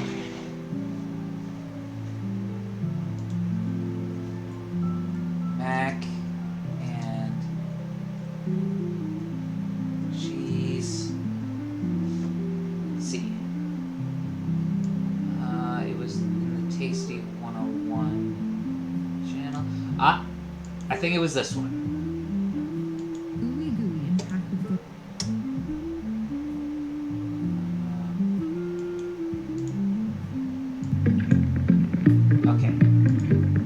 Countries across Europe were creating versions of this dish dating back to the Middle Ages. There's even a recipe in a 14th century Italian cookbook for sheet noodles cut into squares and sprinkled with grated cheese. While serving as a diplomat in France, Thomas Jefferson tried the French version and loved it so much he requested that his enslaved chef, James Hemings,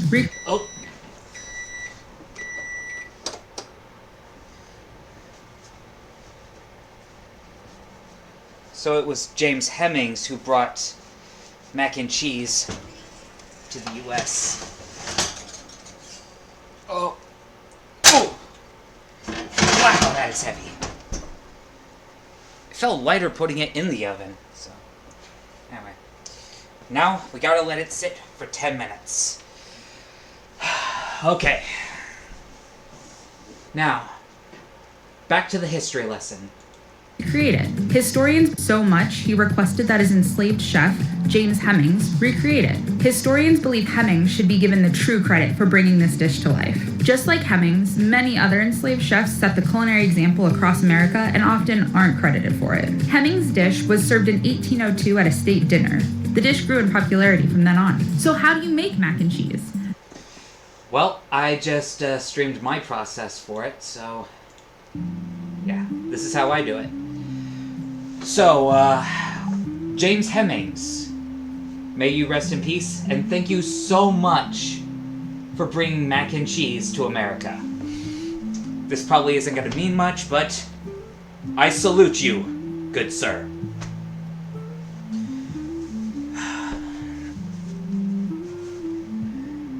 Anyway, so, we've got my mac, we've got the bacon, and we've got peas. So, yeah, I made more than just my mac and cheese. I've made a full meal.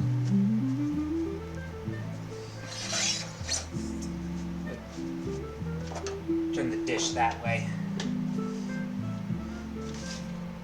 Scoop that aside.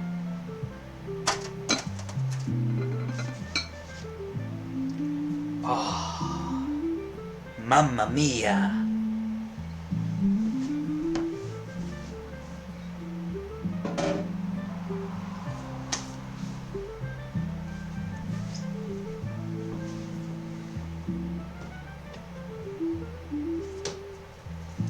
I should probably put that in the sink as well.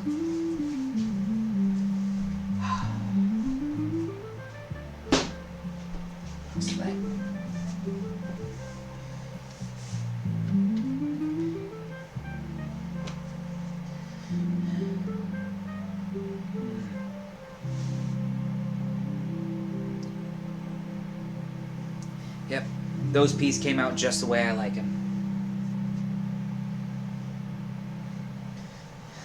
So, mac and cheese, peas, and bacon. Just like Ginger Crush, I have made a full course meal. See, we have a calorie bomb, vegetable input, and some crunchy, meaty goodness to go on the side. You know what? Let me grab a wire rack.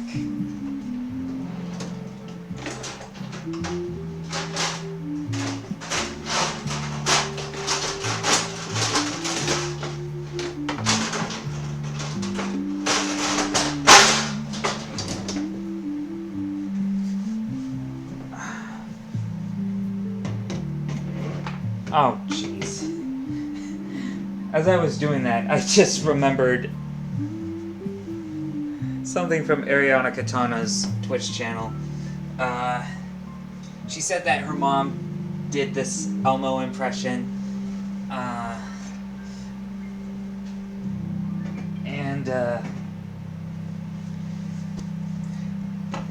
cannot do an Elmo voice, or at least I don't think I can. I think it went something like, "Oh, Elmo says Ariana needs to focus right now. Yeah, I can't do it. My voice is a bit too hoarse right now.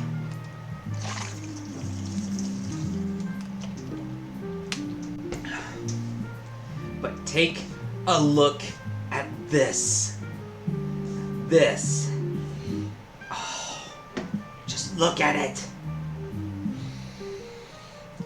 Okay, I know we don't have smell-o-vision, and we're probably not going to get it for centuries or even millennia to come, but this smells so cheesy, and oh, my mouth is already watering like you would not believe. Although, to be fair, I did just drink from my water bottle, so maybe that has a play in it. Things I can do with my face.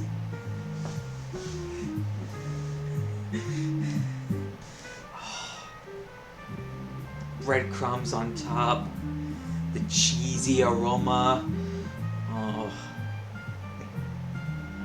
I just want to see how cheesy it is underneath, but we must wait because I do not want to burn the palate of my mouth. My brother normally doesn't like mac and cheese, but I think this, he might cave and try just a little bit of it. Maybe like a half cup or so. Maybe. Especially with the bacon and the peas. I mean, it's gotta be a well-rounded meal. So...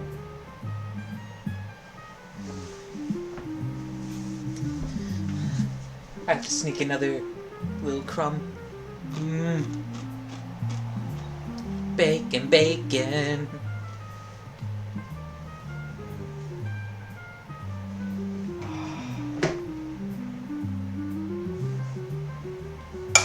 Whoa.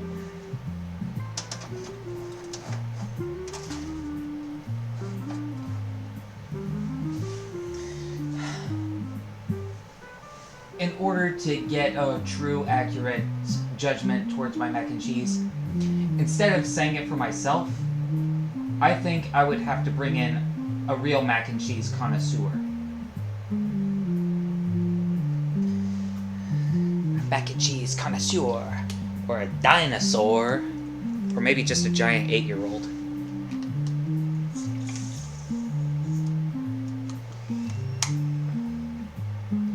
Okay, we got 3 more minutes to go. How about we pass the time with a really old video? I should probably film a new one, but let's see. Well, enjoy.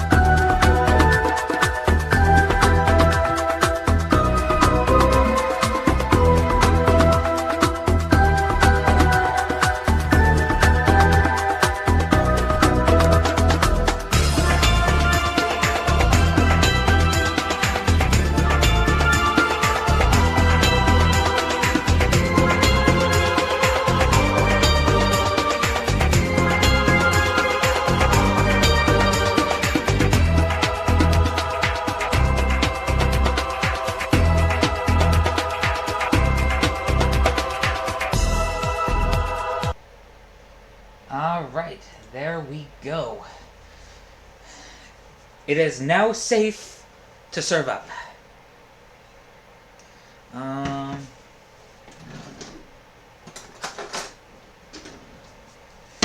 Use this to serve up the peas. Okay. Now this we use to serve up my mac. Okay, the dish itself is still a little hot to the touch. Oh, some of the heat transferred to the wire rack, but that's okay. As long as you don't burn yourself, that's all that matters. That and you enjoy the final product. Oh. You see that vapor?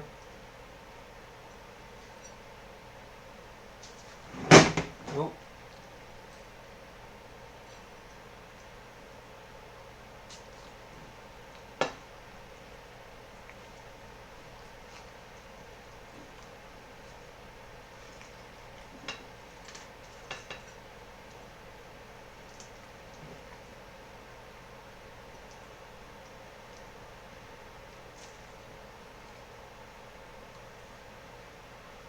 Okay.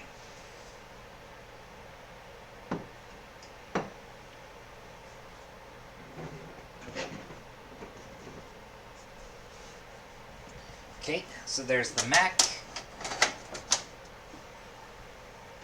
Oh.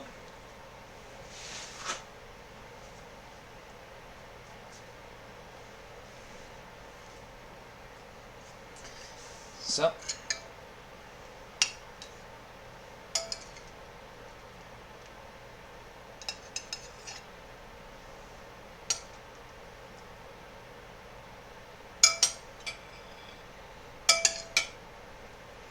And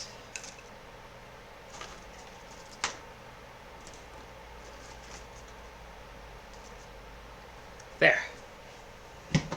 Oh, and something tells me I forgot to do something.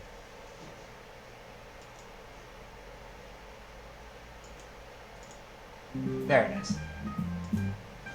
Okay.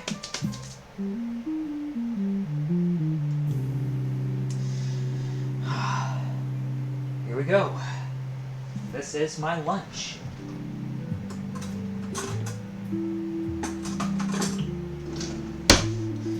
Alright. Let's see how I did. Moment of truth.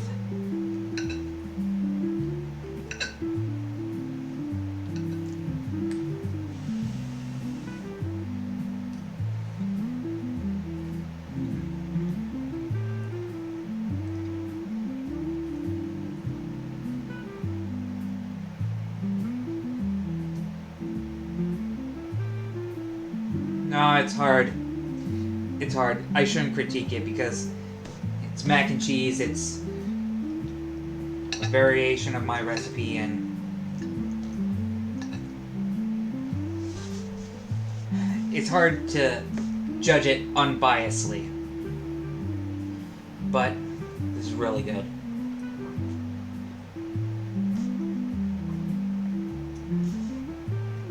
I'm not tasting the acidic twang from the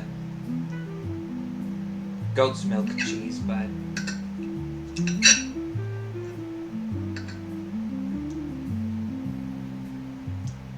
I do taste the Swiss and the cheddar. And I think there's a small hint of the Gouda.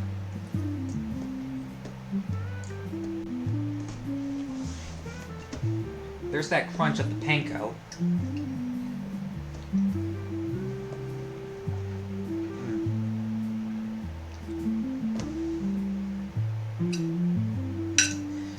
I cooked and now it's mukbang. Mukbang time!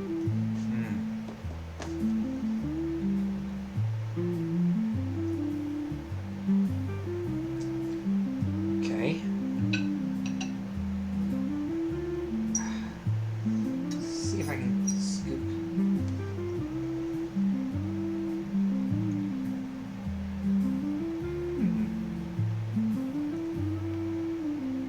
Okay, that I have never tried before, and it's not bad. Peas in the mac and cheese.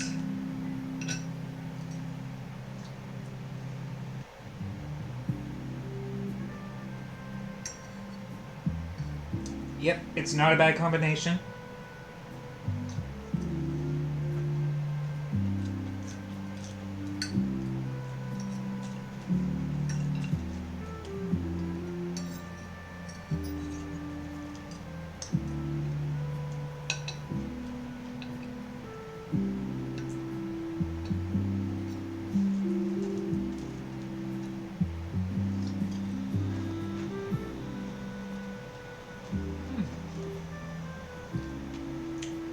Okay, I had a piece of shell with a pea and a piece of bacon.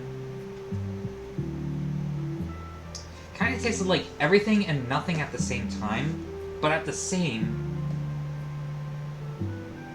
it wasn't bad.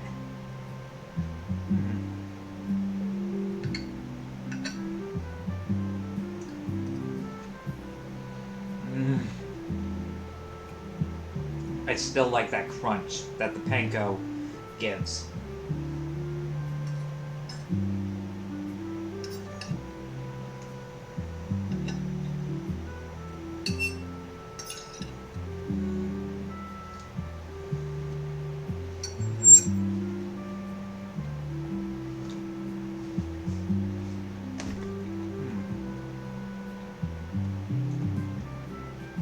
There was a YouTuber who says that when he makes stovetop mac,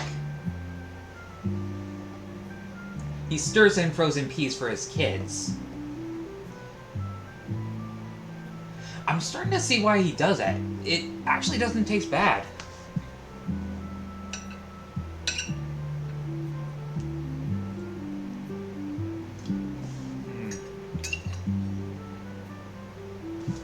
But I still think if I want a more legitimate judgment of my mac and cheese, I would have to bring in a mac and cheese connoisseur because I cannot give an unbiased opinion. Therefore, when it comes to judging my mac and cheese, I recuse myself.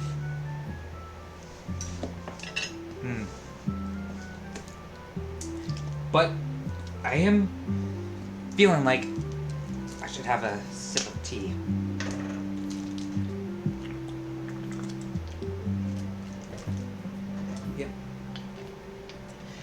I'm not into soda. I don't drink coffee. Just like iced tea, I prefer tea. In my case, I like the Lipton tea. It's got a sweet flavor to it.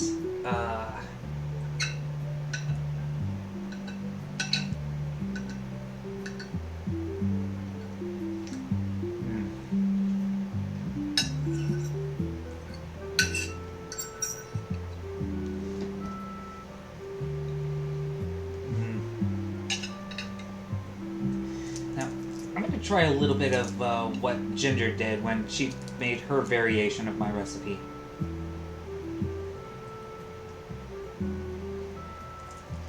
Try to crumble some bacon and put it on top.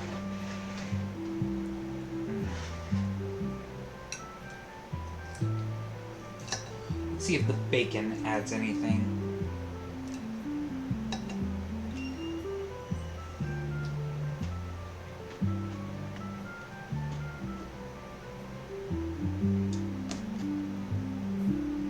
Okay, it brings a bit of a meaty tang to the crunch, but other than that, it's still more or less the same.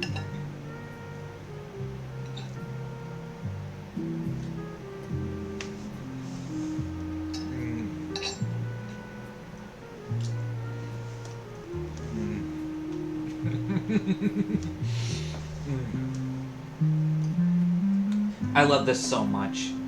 The mac and cheese, the bacon, and the peas. They're all just going together, and I love it. They all come together in beautiful harmony, and I love it.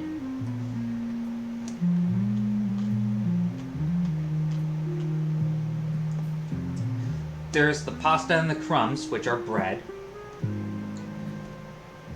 We have the cheese sauce, which is dairy.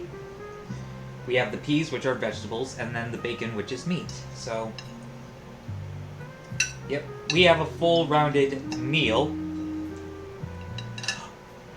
Especially with my Lipton tea, which is peach flavored. Yep. Everything has come together to make a magnificent lunch. Hey, bacon!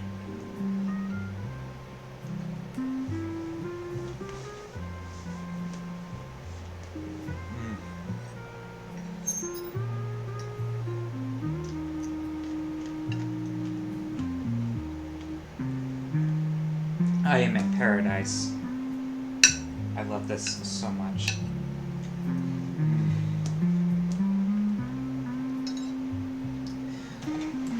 Again, anybody who wants to try out my recipe, go for it. I use Swiss, but my recipe calls for Gruyere. And I use goat cheese crumbles, but my recipe calls for Philadelphia cream cheese.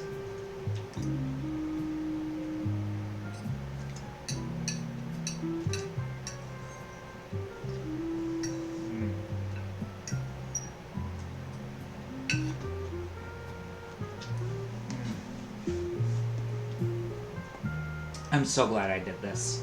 I really am.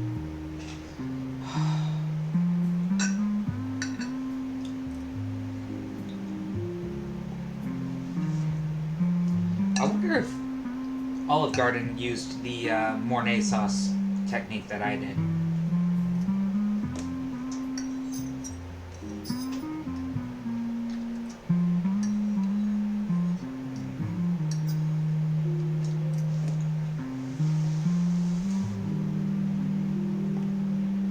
Once again, James Hemmings, thank you so much for bringing mac and cheese to the U.S. I salute you. I love it.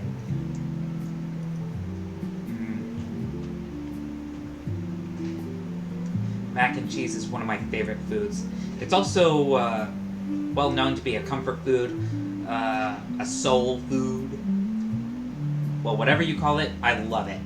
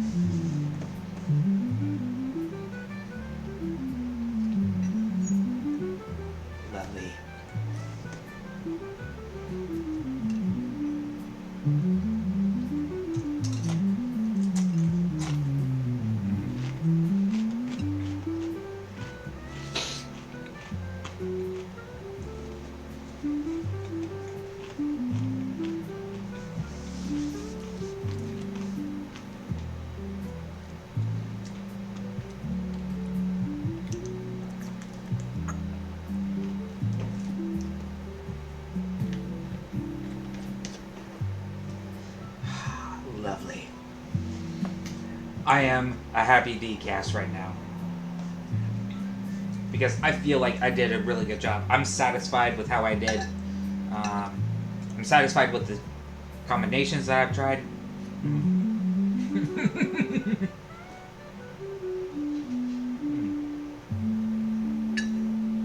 That one felt a little wet.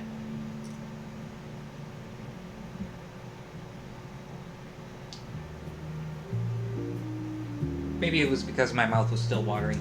Or maybe that was the residual tea.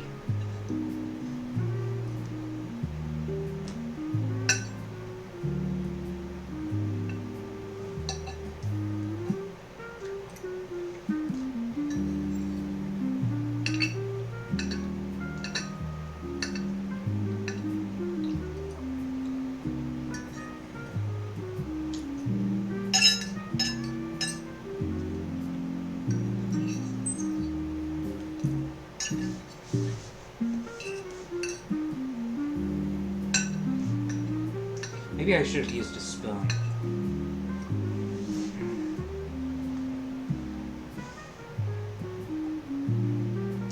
Man.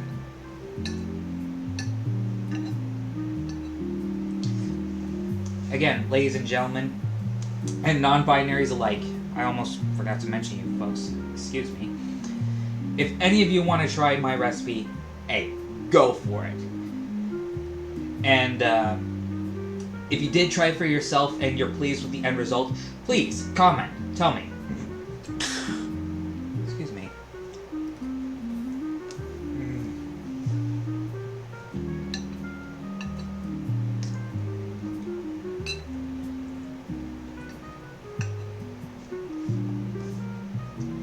I don't know exactly how James Hemmings did it, but I feel like I perfected it for myself.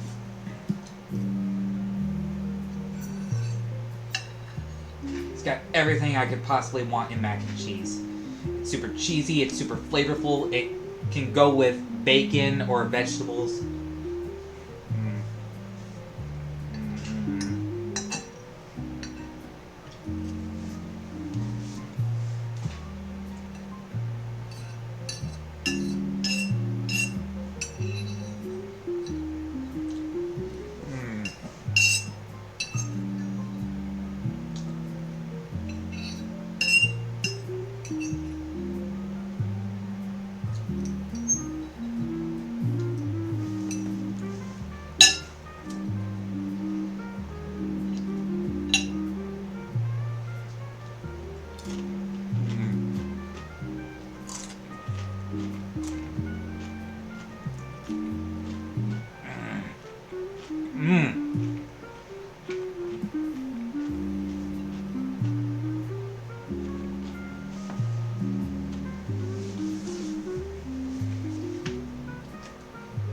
Alright.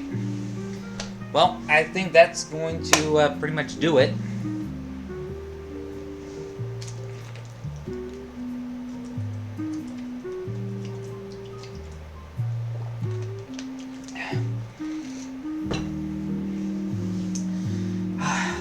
Thank you to everybody who tuned in, lurked, and watched. Again, if you want to try this recipe out for yourselves, go for it. You have my blessing. And once again, James Hemmings, I salute you. Thank you so much for bringing mac and cheese to America. Anyway.